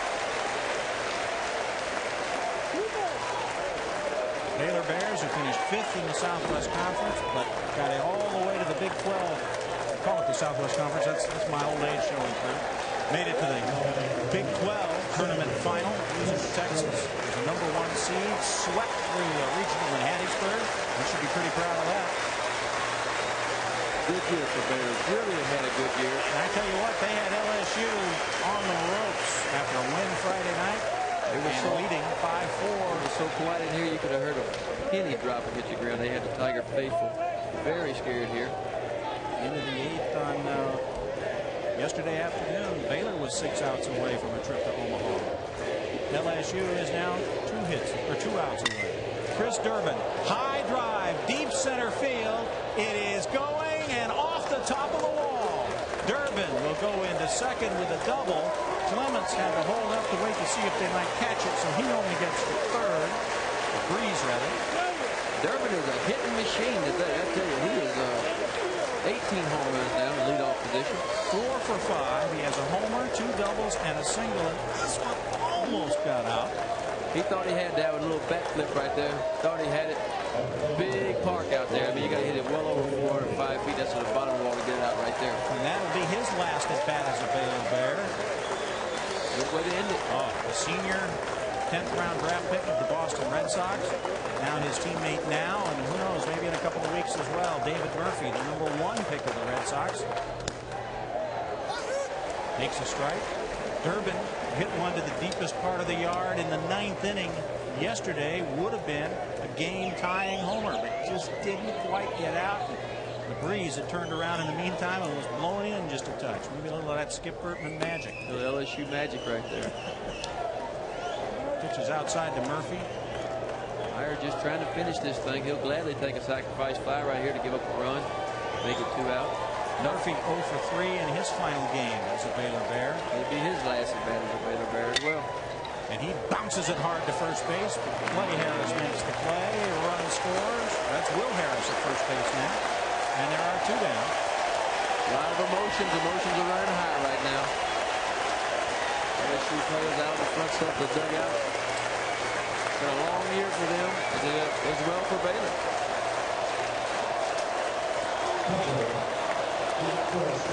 Matt Forestier at the plate. Could be the final hitter for the Bears this season. LSU leading 20-5, and they're chanting Omaha. Forestier fouls it back.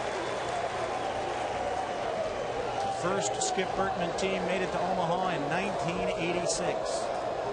They then went 11 times in 17 years, winning 5 national championships in 91, 93, 96, 97, and 2000. Skip had one more season, the 2001 season. Smoke Laval right there, coached him last year, and trying to get to Omaha for the first time himself as a head coach, though he spent a decade as Skip's lead assistant. Here's Steve Smith. Well, congratulations going on right there for Smoke. I think we're finally going to see Smoke smile. They have certainly smoked the Bears this afternoon. The 1-2 pitch. Out back. A lot of emotions for Smoke Bell. He's probably the most emotional person over there right now. First time for him to get a chance to go to Omaha. Really on him hard early in the year this year. Tigers were struggling, had a lot of guys hurt. They didn't know which way direction they were going. A lot of grumbling going on around here, but Smoke kept his players together, pulled them together, said, guys, we can do this. Forestier hit by a pitch to extend the drama just a bit longer. Baylor Bears still playing their game. No quitting these guys. They have not rolled over. A little trouble with their pitching. We're 2 outs in the 9th inning. LSU leading Baylor 20-5. On the verge of their first trip to Omaha since winning the national championship in 2000. Justin Meyer trying to go the distance, facing Paul Witt, who fouls it back. Witt, a sophomore infielder out of Pine Bluff, Arkansas.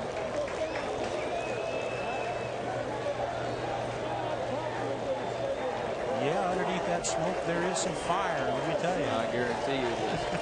When his ball club was down after game 1. Witt with the bouncer to second base. The toss across, and the LSU Tigers are going to Omaha for the 12th time in 18 seasons. Look at the dog pile at Alex Box. You don't want to be on the bottom of that thing.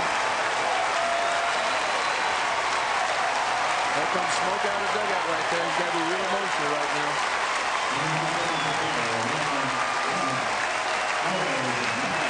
The LSU Tigers hadn't been for a couple of years in Omaha. Folks up in Omaha will remember them again.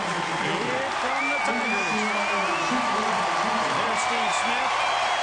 Pretty good friends. Their SEC assistant days when Steve Smith was at Mississippi State. The Baton Rouge Super Regional Champions, the LSU Tigers.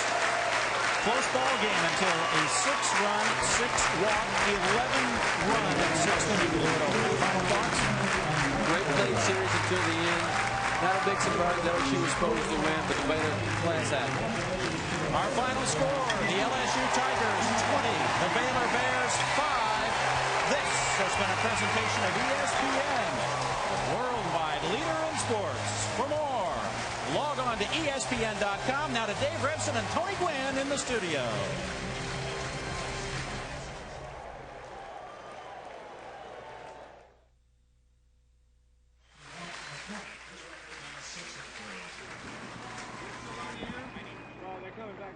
Which is what the yeah.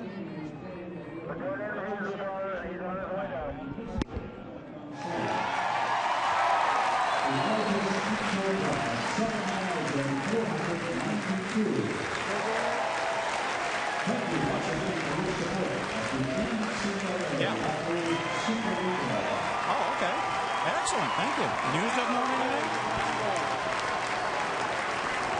Shut down the satellite before news calls.